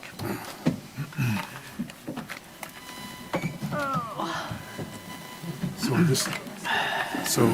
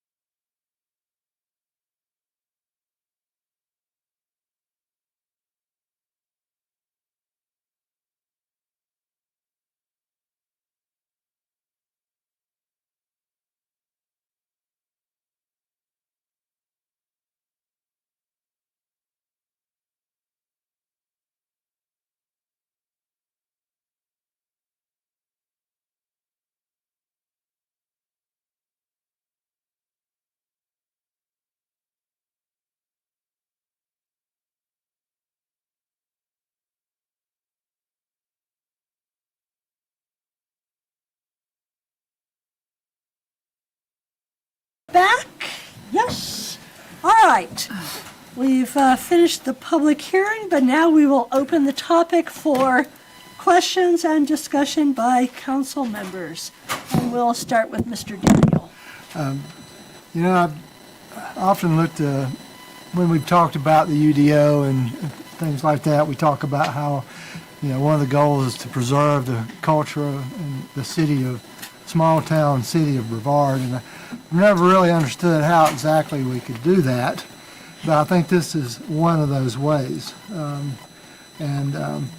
I think it does address the maintaining a natural environment that this town is pretty integral to its identity. So I think it's a good idea. Mr. Weidel? Kudos to staff. This is a really robust plan, lots of work. This sort of helps, put into practice and keep top of mind something that's really, really important. The town's great environmentally already, and it's our job to leave it better than we found it. Hats off, and I think it's one of at least one of the better, most, like I said, robust plans that I've seen. Mr. Wise? One, I don't think I've ever heard Emily talk that much in my life, so I hope you took a break, hydrated. Yeah.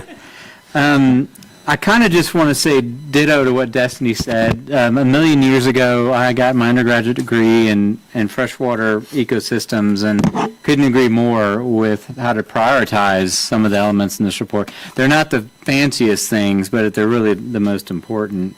And I would hope everyone takes a look at this report because, one, it's an amazing document that you guys have put together. But two, there's some really interesting things when you look at the maps and see the amount of floodplain, the amount of steep slope, impervious area we have already. And to me, it kind of reemphasizes one of the elements in this, which is density, density, density in development. We need to really think about how we're going to compact, fill in, build up where we can, and not keep spreading out. We have nowhere else to go. So great job on this, all the planning department folks. Ms. Holder? Thank you for making me think about something I don't think about often, but enjoy the presence of our green growth here in the water and the mountains. Mason is always talking about how beautiful Brevard is, and when we're coming back home, he's I'm glad to be back home, Mama. It's so beautiful, and I mean, I wish you guys could hear this little boy, even from the time we came here when he was 4 years old, describe how he enjoys the beauty. So this helps us. Your presentation was great as well to keep what we have and make it better and more developable. Thank you so much. That was a lot of work. And I know you did it all by yourself.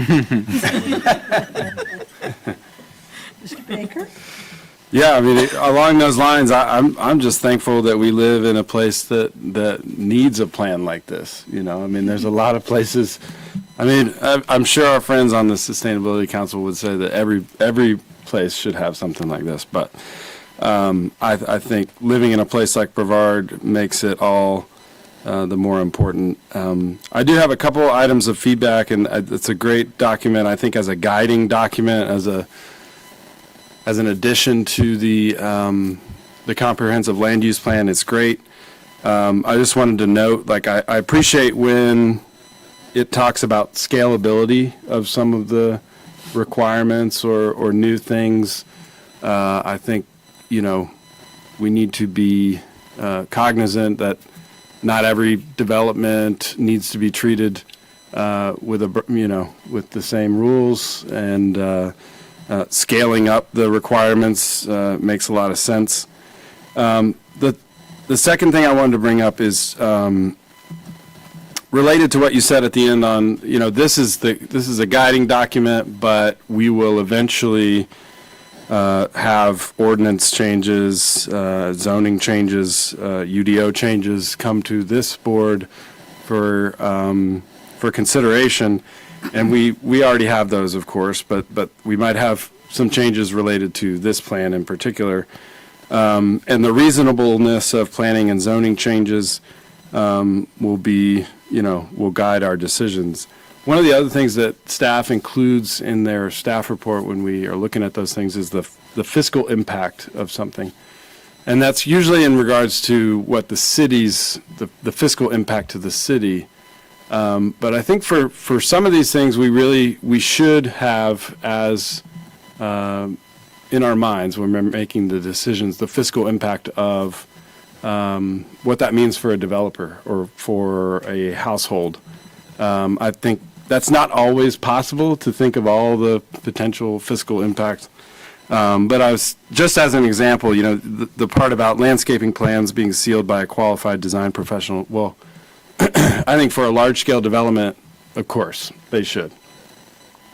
Also, I have no idea what that means in terms of costs. Like, what does it require a developer to pay, to get a qualified design professional to seal that? And if I'm making a decision on that down the road, I would like to have that information to balance against, like, okay, well, the landscaping plan is going to be way more sustainable, maintenance costs over time are going to be lower, but upfront it's going to cost X amount of dollars to do that. So I know that's something we don't always include, but I think for some of these items, we really we want to think about that. If I may, that was something that was discussed by Planning Board quite a bit, and we talked about it a lot. I mean, ultimately, you're right, this document is not the right document for that kind of a finite discussion or specific discussion. But part of that was, around that statement that council is ultimately supposed to balance community impacts with the environmental impacts. And so when something is going to be extremely costly, that's a really important input for you all to be balancing. What is the value to the community versus what is the impact, fiscal impact, or time impact, or anything like that. One of the things, just off the top of my head, is like the lighting chapter. Nobody can do, only major development plans can do those kind of major photometric designs or things like that. But we can try and remove the barriers to make it as easy as possible for a regular citizen to be able to replace their lights in a way that is in fact is approachable and is easy. We also, with the landscaping, for example, I think an important input that will of course be important for that discussion as well is that we need to look at the applicability when you're required to do a landscaping plan versus when you're not required. So like we don't require single-family houses to do landscaping plans or things like that. And so looking at when those kinds of plans and reviews are triggered as well will help us be able to create that scalable element that you're talking about as well. Yeah. So excited to be able to do that. Great. That's all I have. Thank you. All right, thank you, Emily. All right, we will move on to our next public hearing. All right, the next one is the proposed moratorium on data centers and similar high-intensity land uses. And Yes, ma'am, that's me. okay, Wilson. So, just as a reminder, council, this is a follow-up to some direction you gave us at the last meeting to investigate the adequacy of our zoning code for regulating data centers and similar facilities, and to consider the appropriateness of a moratorium on those uses while we answer that question. And I assume that what motivated you all to give us that direction was the same thing that motivated you to ask us to do the green growth audit, and that is a concern for stewardship of resources, conservation, keeping our area beautiful. And those were the motivations behind asking us to look at data centers. So whether on balance data centers are a good or a bad thing, I think is up for debate. But I think folks on both sides of that debate will acknowledge that as a land use, data centers and similar facilities are special.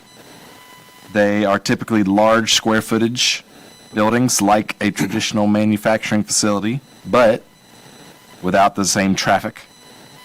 The buildings, though large, are usually unassuming in appearance, but they're often loud and use a lot of energy and utilities. So, at your direction, we reviewed our development ordinance, and we've come to the conclusion that it needs to be updated to ensure that it responsibly governs these special types of land uses better than it currently does. So in the weeks to come, staff are going to bring a recommended text amendment and a couple of alternatives to the planning board for consideration, who will then in turn make a recommendation for you all to consider. But while that is working its way through, there's a question of whether we ought to freeze consideration of data center development while we update the code. And just to be clear for those who are watching, we don't have any actual applications from data centers in our hands, nor have we heard of any that are forthcoming. But it still begs the question of whether it would be appropriate to pause them until we can get rules that we're all satisfied with in place. So, fortunately, the state statutes enable us to impose moratoriums, temporary moratoriums. And the statute that governs the imposition of moratoriums has some procedural steps that must be followed, including the public hearing that we're about to hold, and council adopting four statements that sort of lay out your position.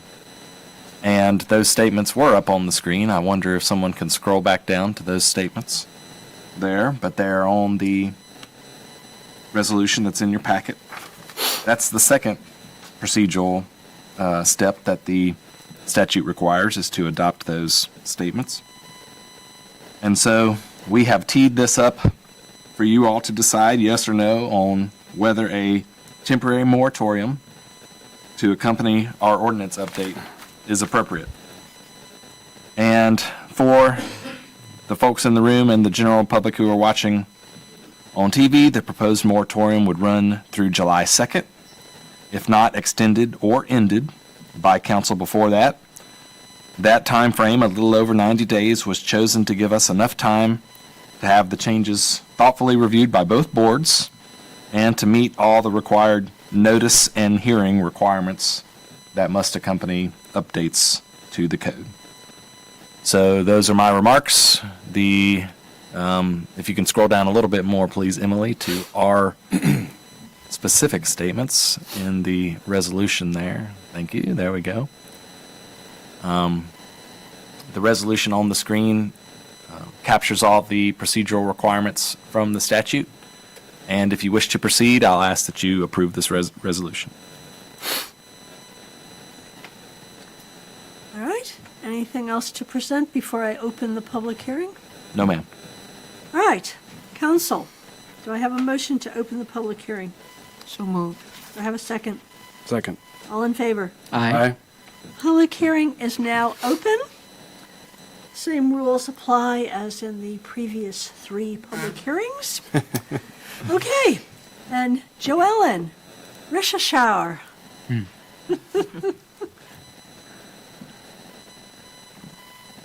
right, thank you. I am Joellen Rissisher, and again, I live at 25 Chipmunk Court, still there. And I really appreciate the opportunity to voice my opinion on this particular topic. Like a lot of people, I'm reading quite a bit about these data centers, and it's really fascinating, but it's also quite alarming. The reputed need for massive amounts of water and electricity should give pause to any municipality considering giving permission to the construction of a data center. So shortly, I wholly support the moratorium that you're proposing here. Give it some careful thought, and thank you so very much. Thank you, Joellen. Our next speaker is Destiny Pettit. Hi again. I'm Destiny Pettit. I live at 87 Northwood Drive. I still live there. And I am here in full support of a moratorium on data centers and similar high-intensity land uses.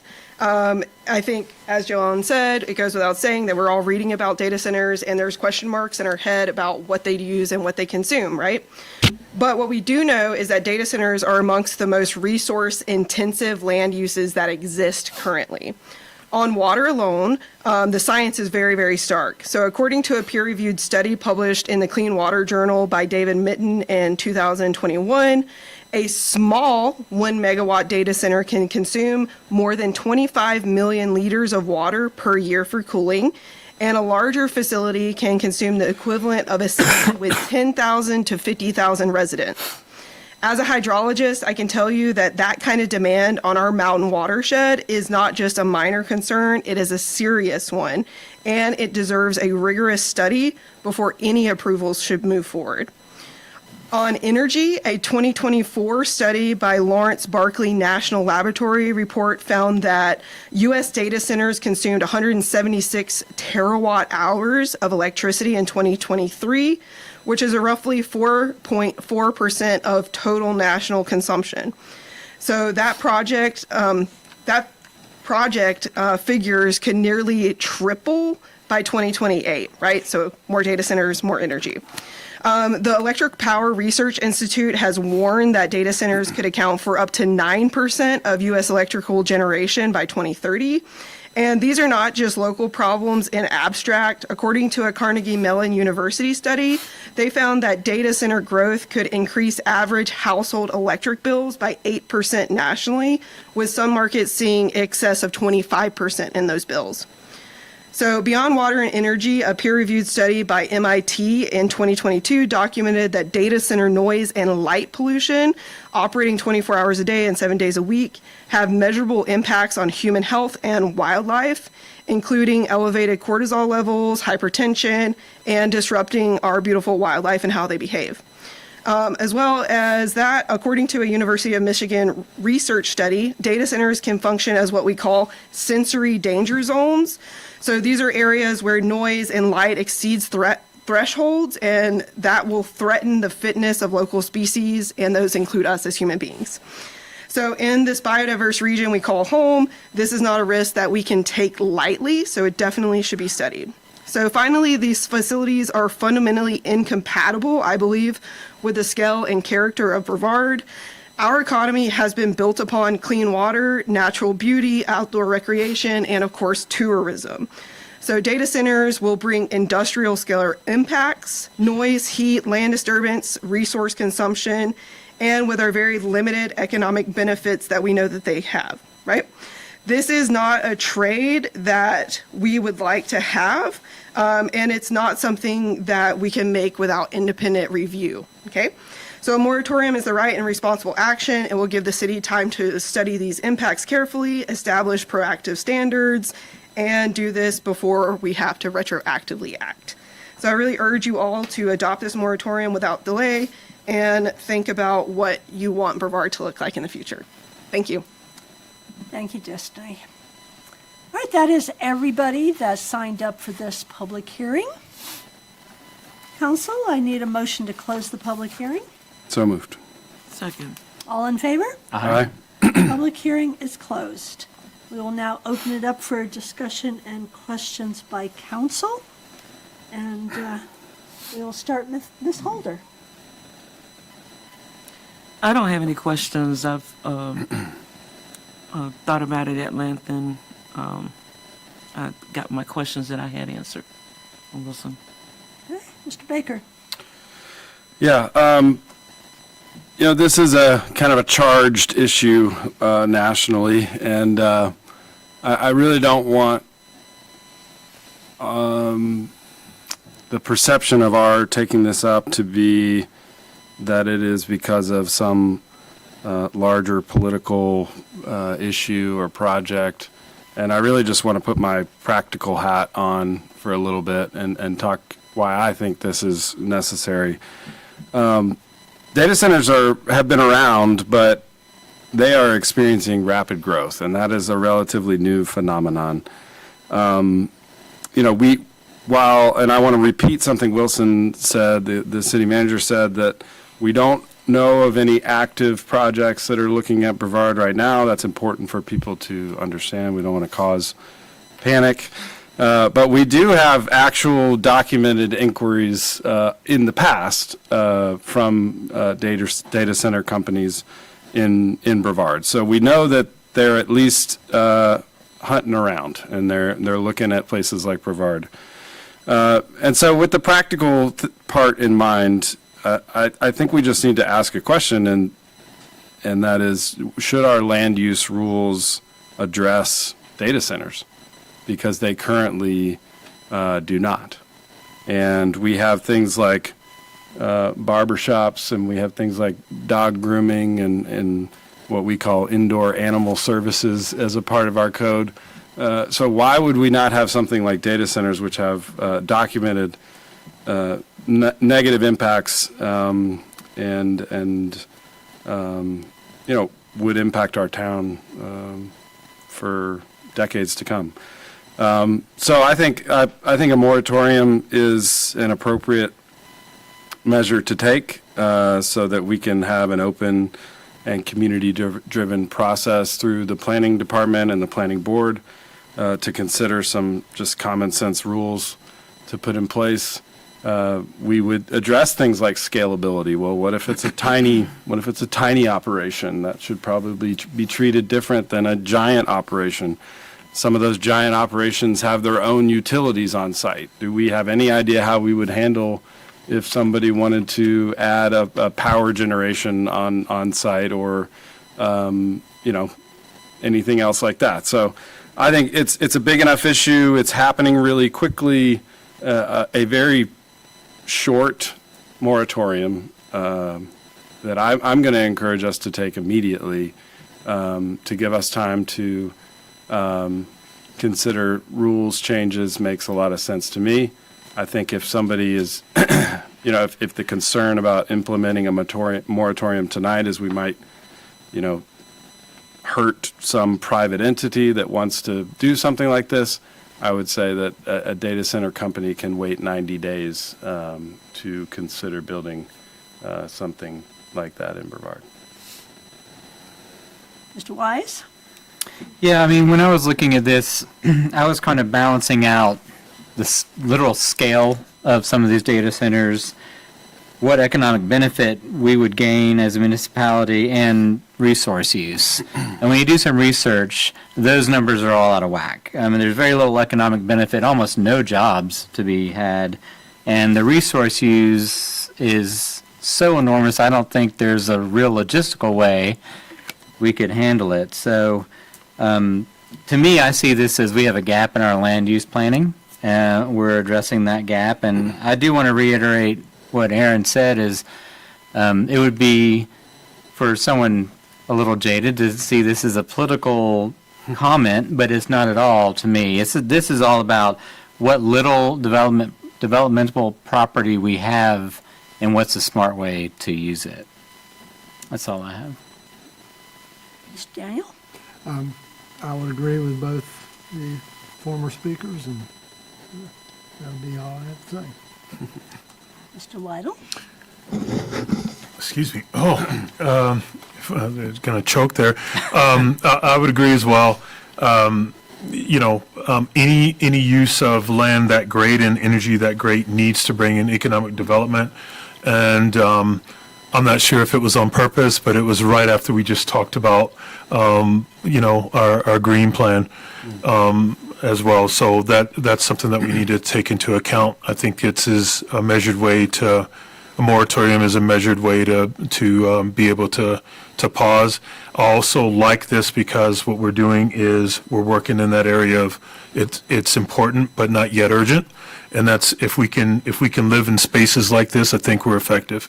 So moratorium is I think appropriate and looking forward to getting back info. Okay. I have one more Yes. question. In the process of the moratorium and getting back with us, I agree, we don't need to build a data center on Sure, but looking at buildings that are already there, that have been built, that are not being used, can that be part of the process as well? Yes, ma'am, it would be. Okay. Council, do you want to take action on this? If so, I need a motion to approve the resolution of required statements and an ordinance imposing a temporary moratorium of data center, crypto mining, and similar facilities. I'll make that motion. My second. Okay. All in favor? Aye. Opposed? It passes. All right, we have finished with public hearings. After only 3 hours. Okay. Moving on to consent and information. The following items are on the consent agenda. 1, tax settlement report, February 2026. 2, property tax releases, February 2026. Number 3 has been moved down to new business. 4, capital project amendment, Bracken expansion, $32,973. 5, resolution in support of the addition of Mars Hill and Marshall to the Asheville Regional Housing Consortium. 6, resolution adopting Brevard Music Center's 90th anniversary promotions as government speech. 7, proclamation number 2026-06, Month of the Young Child and Child Abuse Prevention Month, April 2026. 8, Finance, Human Resources, and Citizen Appointment Committee meeting minutes, November 24th of 2025. 9, Downtown Master Plan Committee meeting minutes, December 10th of 2025. And 10, Public Works and Utilities Committee meeting minutes, February 4th of 2026. Do I have a motion to approve the consent agenda? So moved. Second. All in favor? Aye. Consent is approved. Moving on to unfinished business. Our first item is the proposed amendment to the official zoning map of the City of Brevard, the Family Place. And Mr. Ray, the Planning Director, will be presenting. Thank you. This item is follow-up on the rezoning request from the Family Place of Transylvania County for their property at 970 Old Hendersonville Highway. Council held a public hearing on this matter at their February 16th meeting. The request is to remove the existing conditional zoning district and apply the base residential mixed-use district. Over the years, we've updated our use matrix, and the Family Place now falls under the definition of cultural or community facility, which is allowed by right in RMX.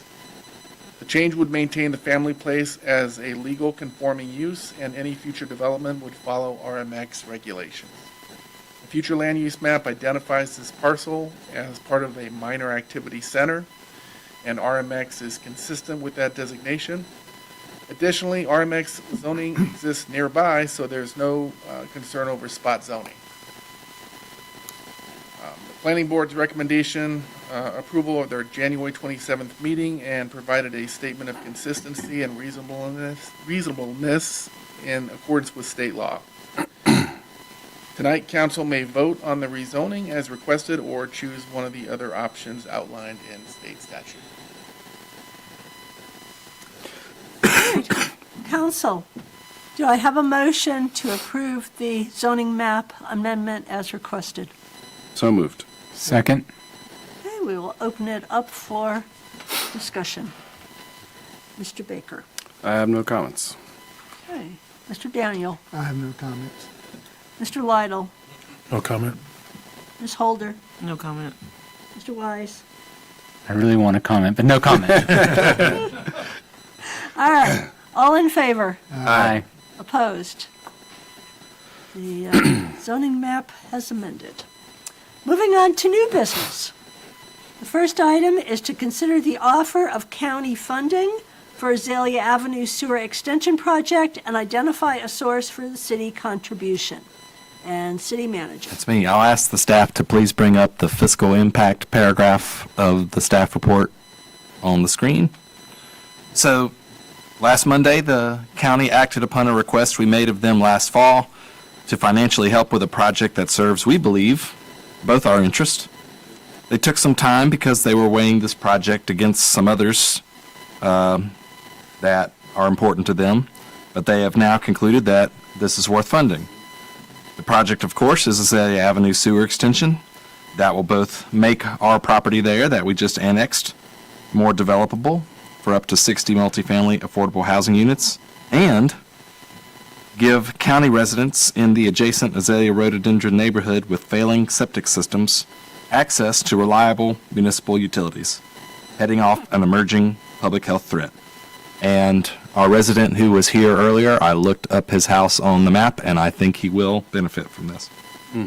Great. They had previously made a commitment to fund the design and permitting of this project, and now they have agreed, they, the county, to commit $3.55 million for construction costs.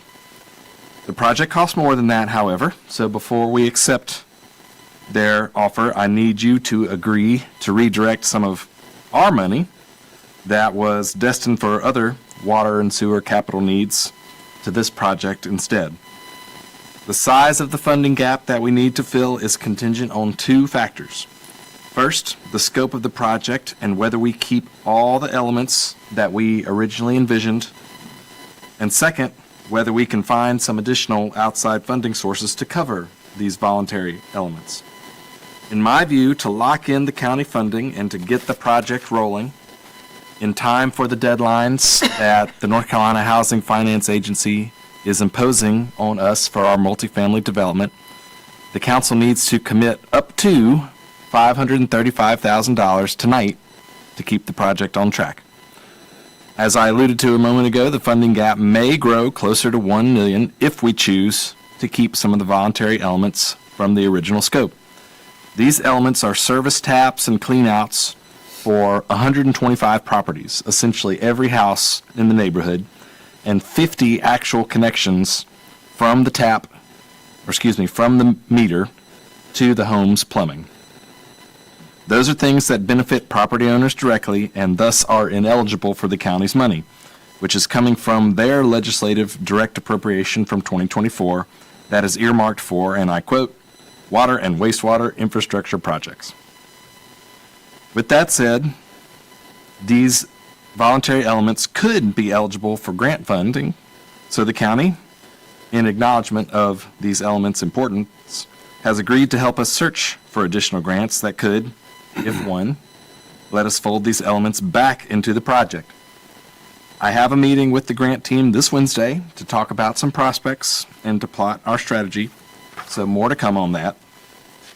But as I said, I think in order to get the construction project minus these voluntary elements rolling, we need to commit $535,000 of our own money tonight. Where's that money going to come from? Over the last few years, Council, you've been studiously increasing our wastewater rates a few percentage points every year, adding things like the high-strength waste surcharge for heavy users, and changing the way we charge septic haulers at the wastewater treatment plant. Plus, we've had success finding grants and other sources of funds to fund our big capital projects in the utility fund, thus taking that pressure off our rates. The cumulative effect of all these is that for now, and I emphasize for now, our revenue collections exceed our costs, giving us the ability to run surpluses in our water sewer fund. We've been doing this intentionally so that at the end of each fiscal year we can put some of that money away into our savings account to eventually help us pay for those expensive wastewater treatment plant improvements. That surplus in the current year is estimated to be $750,000, $750,000. So I'm recommending we pledge some of that surplus to this project.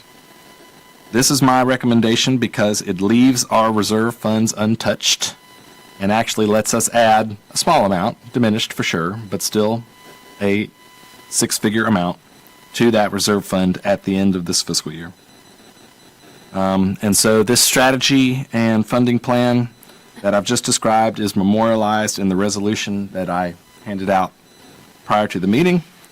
And if you're willing to move forward, I ask that you approve this resolution tonight. And staff will continue to work on finding outside funding sources that would not only allow us to add those voluntary elements back in, but perhaps cover some of our construction expenses. And if we're able to do that, we will give ourselves a refund. But I asked the council to be prepared to up to $535,000 of our own money for this. Council, do I have a motion to approve the resolution accepting Transylvania County's offer of $3.55 million for Azalea Road Addenda and sewer extension and pledging the City of Brevard funds for the same purpose? So moved. Second. Okay, we'll open it up for questions and discussion. Mr. Lidle. First of all, this project, there's obviously been a lot of work on it. Also like to publicly thank the county for willingness to work with us on this and for the funds. One question I have is if we've got a deadline. If we don't accept at this point, my understanding, I believe, is that the funds that the county has earmarked for us also has a deadline, correct? So by not accepting, we stand to lose the amount of funding that's been allocated. Is that correct? Their deadline is not imminent, and so Okay. if you wanted to take a month, you could take a month. But yes, we can't wait 6 months or 3 quarters to accept it. And so I would encourage the council to take quick action. Okay, that's all. Mr. Daniel? Well, I also appreciate the county putting this money toward this project, and I'm very happy that we have the wherewithal to cover the gap, because I think this is a critical aspect of this project that's going to have a very big impact on a lot of the citizens of both the county and the city. So I think I'll vote in favor of this for sure. Mr. Baker? Yeah, I'll repeat the thanks for the county. This is something that has been discussed for over 20 years, a project like this to help with sewer in that neighborhood. And we could not have done it without the help of the county and the assistance of the state earmark that they received. And so it's an exciting day. And I do have some questions about the gap that still remains, and the prospect of grant monies covering a portion of that gap. Do we have any indication of what the timeline for some of those grants might look like? And are we concerned that they won't line up with, our current ideas around the project timeline? Well, we do have a project timeline, and so we know what the important dates are for us.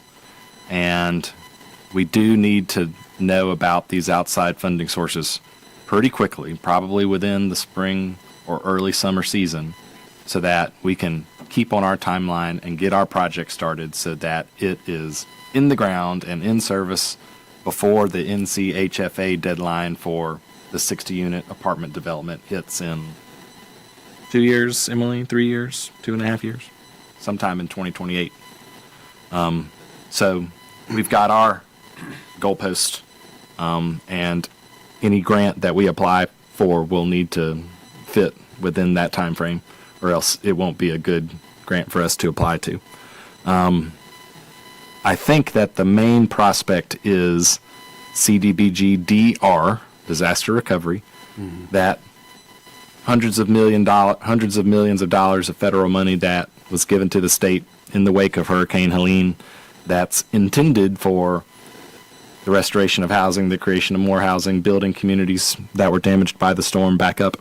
And as a matter of fact, part of that money is in the funding stack that Fitch Irick has offered for our 60-unit development. But this is another bucket of that same source of funding that we are expecting to be announced as available soon. but it hasn't officially been announced yet. And so that'll be the first piece of intel that we need to get, is figuring out when that money is actually going to be ready for us to apply for it, and to see if this is a good and eligible and competitive project for those funds. And so, but if that's not the one that we're talking about, then I'm not familiar with what the other prospects are yet. I'll find out on Wednesday. Okay. And after we take this action tonight, this does allow the Fitch-Irick, the Azalea Place project and their 9% LIHTC application to move ahead, correct? Yes, sir. Yeah, that's a very, very big deal, and is pretty critical to the next stages of what we've already talked about tonight actually becoming a reality. So just one more thing. I attended the county meeting and actually watched it back because I'm sick in the head, I guess. But there were in the county manager's presentation, there were a lot of references to this project leading to the city of Brevard having new customers. And that was a direct quote, new customers, and the fact that it would lead to new revenue for the city of Brevard. And I just want to be clear with the public that the overwhelming reason that we have embarked on this project, really the only reason, is housing. And it is protecting families in that neighborhood from losing their houses. It has nothing to do, zero, nothing, absolutely nothing to do with making money, the solvency of our utility funds. That did not factor into any decision-making that I was a part of.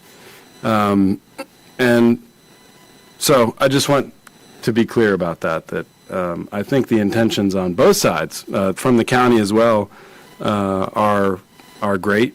We're helping people that need help, and I think that should remain the focus as we move forward and get this thing to the finish line. Ms. Holder? I'm looking forward and excited about the next steps. I'm sitting here listening to Aaron, and you make a point as far as helping people who need help. I think we, and myself included, we look at people who need help or unhoused people who we see in the streets. But if an adult person is sleeping on somebody's couch, they need a home. And they're right here in Brevard. And so it's not necessarily new customers. We're servicing people who need housing. And and I think the concern is that I've heard tonight is other people coming in from other cities and, importing people. We have people right here who are sleeping on couches who would like to have a home. So I'm excited about these next steps that we're taking to help people in Brevard. Mr. Weiss? Yeah, I also want to thank the county I for, wanted to say that too. Pamela would like to County. thank the county for allocating their state earmarks to this project. I really see this as a joint venture. I'm actually very thankful working on the Azalea project because I think that gave us a way to actually help a neighborhood that's been in crisis for over 20 years that have been reaching out to every government agency. So I think this is a great advantage for everyone involved. I am real curious about looking at grant funding to kind of figure out some of these gaps and what we do if we can't, but I'm really encouraged by this big step forward. Okay. We have a motion and a second, I think. Yes, Lost ma'am. track? Yes, Okay. ma'am. All right, we do. We do. All right, all in favor? Aye. Opposed? All right, motion passes. All right, moving on to our last item of new business. It is the Silverstein Park Pavilion Capital Project Fund establishment, and Mr. Daniel requested to move it, so Yeah. I will turn it over to you. Okay, I have a couple of questions on this for clarity. The first is this I may have forgotten, or is this something that we, as a council, have initiated, that we're going to start this project?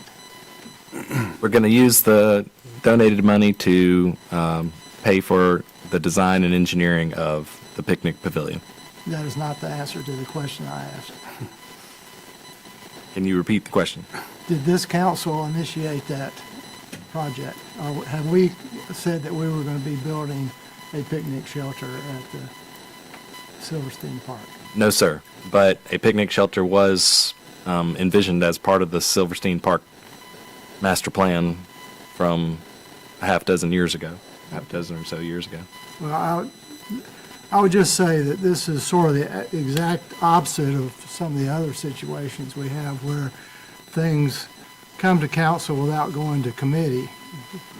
I'm on that committee, and I know we discussed it, but it never came to council. And now my second question is,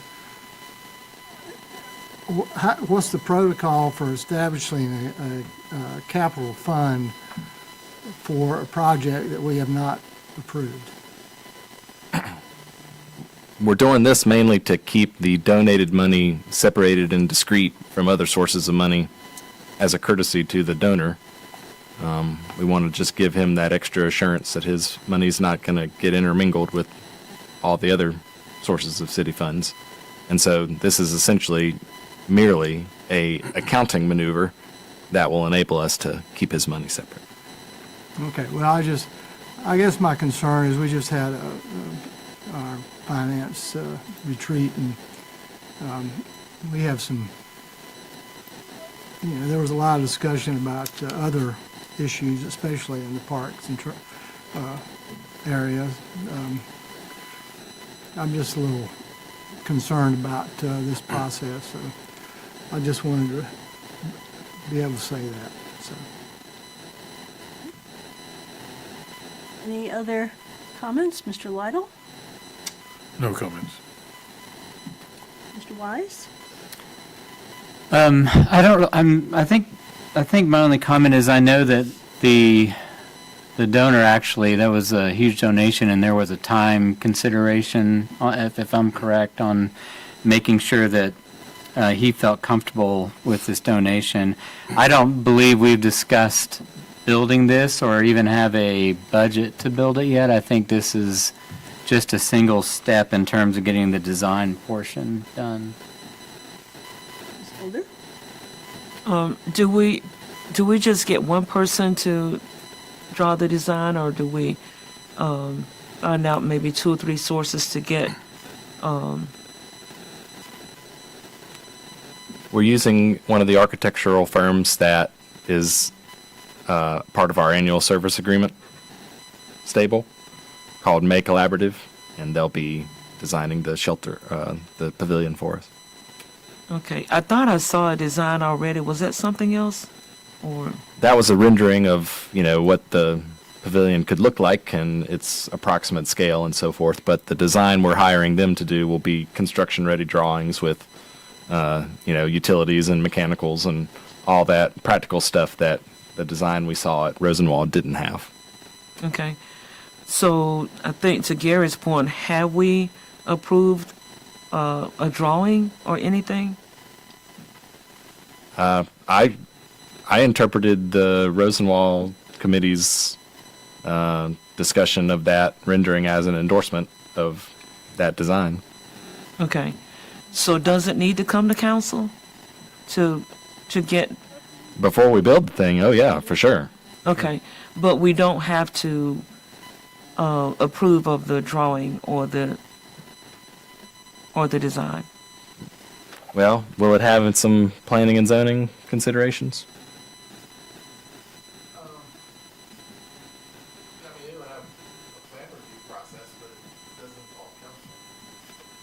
Say that again? We'll have a plan review process that we'll have to go through, but that process is done by staff. So we won't have the opportunity to look at the final drawing or design to say, hey, yes or no? If you would like to, we can bring it back to you, but it's not legally necessary. Okay. I personally would like to. Okay? I don't know if how anybody else feels about that. Okay, Mr. Baker? Yeah, I guess I'll pick up there. I mean, I guess we could, this is going to require a motion at some point, and so we could include that as a part of the motion, that we're establishing the fund, but we would like to review the final, or the initial drawing of the pavilion before moving forward. I'll say, for my part, I share some of the concerns that Councilman Daniel has. I have seen, and I want to say up front, donating this amount of money to the city should be thanked. And we should accept it with our thanks. I do want to be clear, though, that for the sake of transparency with the public, we have no money available to actually fund the construction of this thing. Council has also discussed many other parks and recreation projects, which I'm not sure we have officially put at a higher priority than this. I can say that I would personally put some other projects that we have at a different priority level than this for public funds. Not that this project is not worthy of completion, and it should be in our plans. But I just think sometimes when you establish a fund and you get a design, there rightfully so, a lot of excitement builds in the community. And then I have witnessed it on council when those plans don't turn into reality for whatever reason, for an extended period of time, people just assume that something went wrong, or that council is not fulfilling a promise that they made. And so I just want to be clear that I don't think any promises have been made that I know of, and this is simply accepting a very generous donation to take another step along a pretty long road for this particular project, which will be in competition with some other parks and recreation dollars that we, or projects that we have out there. I do want to add one clarifying point, and that is that the plan is not to come and ask for any city tax dollars for this project. The plan was to get a drawing, a cost estimate, so that we could pursue grant funding, and that any match from that grant would come from a donor. So there really is not the idea that we would be competing for projects within the budget, that this would be totally done with outside funding. So, Can I make a comment to that? All I'm saying is, and I understand that because I was at those meetings, all I'm saying is that if projects are being done on city property, city council should be making those decisions. Not an advisory committee, which seems to be what's happening here. So, well, and I would just also point out that 5 years ago, City Council was involved with the decisions for the phasing of Silverstein Park, where Phase 1 was the basketball court, Phase 2 was the playground, and Phase 3 is the picnic shelter and bathroom that is this project. So it's not a new project. may I respond? The city has taken on substantial debt to build the Mary C. Jenkins Community Center. We've taken on substantial debt to build Silverstein Park. We have many needs that are in front of us. We are cutting, for instance, I'm chair of the Downtown Master Plan. I'm pretty sure we're not going to get any money this year to proceed with a project that's already in play, just as these other projects are. These are decisions that are made by council of whether to proceed or not. And that's all I'm saying, is that I'm not saying that we don't know that that's in the plan. I'm just saying that if we're going to proceed with a plan, we need to be involved in that decision. And that's it. May I get clarity? One observation is other parks in our city have facilities. This one does not. Other parks have shelters. This one does not. From what I understand, there was money that has been donated, and I'm certainly grateful for this donation for the drawing. I also understand, not to toot our own horn, that Bethel A had also been involved in making contributions. And so, I would like to see this put on a scale of priority so that we can, at least at Silverstein, we can endorse and support a facility for bathrooms and the shelter that was promised. Okay, any further discussion? We have a motion. Has there been a motion? No. No, I don't. No, That's right. There hasn't been a motion. All right. I'll attempt a motion. All right. I'll make a motion that we approve the establishment of the capital project fund as submitted and request that we review the initial design work for the Silverstein Park Pavilion at a future meeting. I'll second. I need clarity. So does that motion involve coming back to council? With the initial drawing. So Okay. that puts the project on hold for at least another month. Okay. I'm sorry, Mayor, I don't understand. Why would that put it on hold? My interpretation is that the council's asking to see the design-ready drawings. Yeah. Oh, okay. Yeah, we don't really have anything other to show. And so that'll be what, David? 4 months from now? I mean, not imminent. How much longer do you think Melanie's going to take? What I would suggest, if I may, is a typical design process kind of goes in 3 phases. You have what's called schematic design, design development, and then construction drawings. Schematic design takes a rendering and more finalizes it with details. Design development says, okay, this is the specific dimensions and exactly how that would get put together. And then the construction drawings say this is going to be a weather-treated 2x4. My suggestion is that when we get to the schematic design phase, we bring it back to the committees for review to bring forward to council for review. Or straight to council, either way, but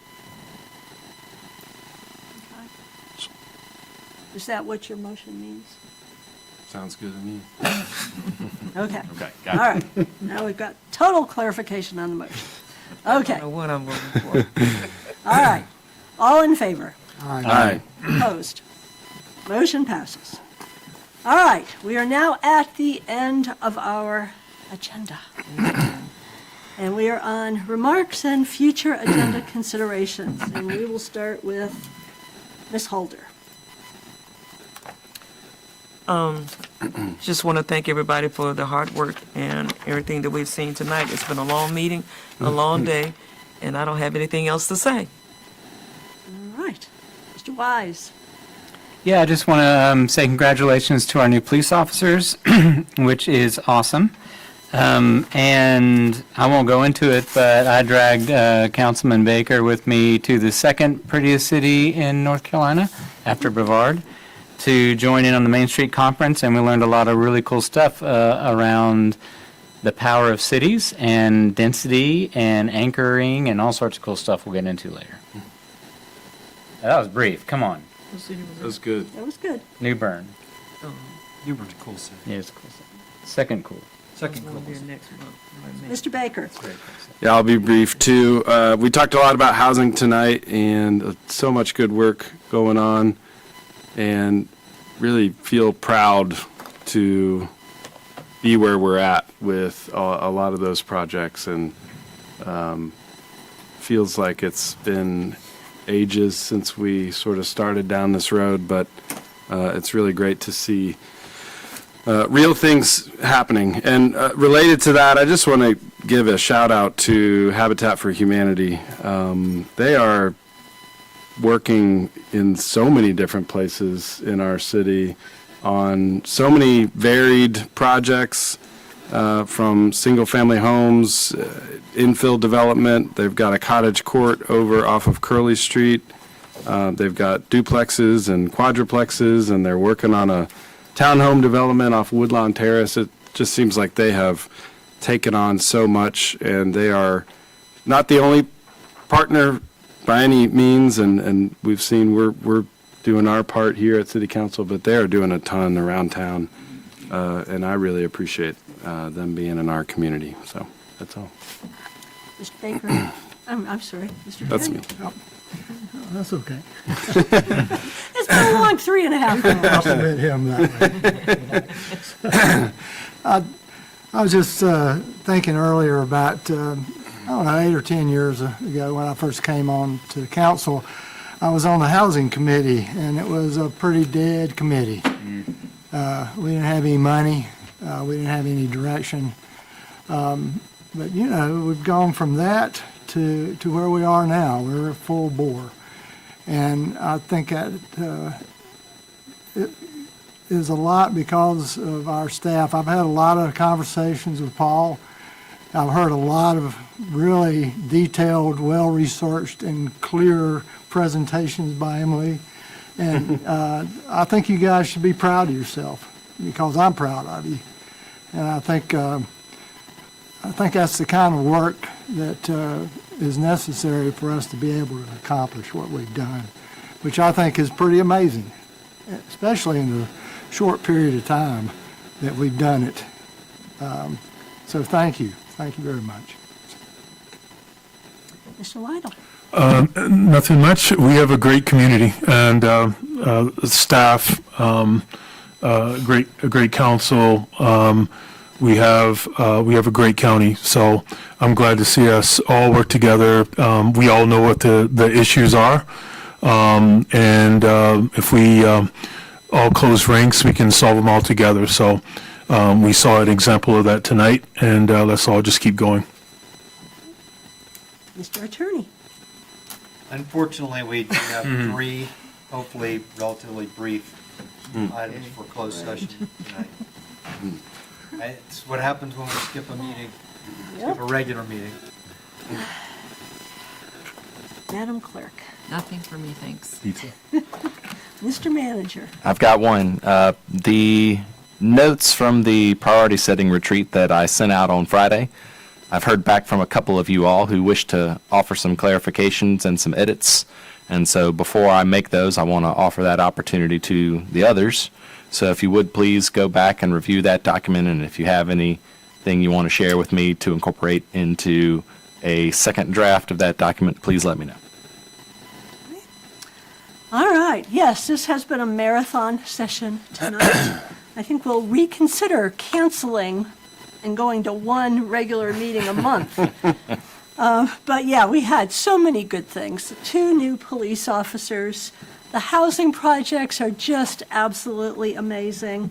And the green audit, oh my goodness, the proactive work that we are doing to really build sustainability and protect our community, and working with the county and the collaboration with the county. And I, for one, I want to thank our donor that stood up and gave us the money to move a project forward that has sat with no movement for 4 years, even though we've discussed it many times. And That was big. That is how much our community really cares about one another, that we have people that when they are able, they step up sometimes when the city isn't able, when we don't have the tax dollars to move something forward, we find it other ways. And so I say thank you very much to the donor, and I look very much forward to bringing that schematic drawings back to council so that we can continue to move it forward and find the outside funding to make that project a reality.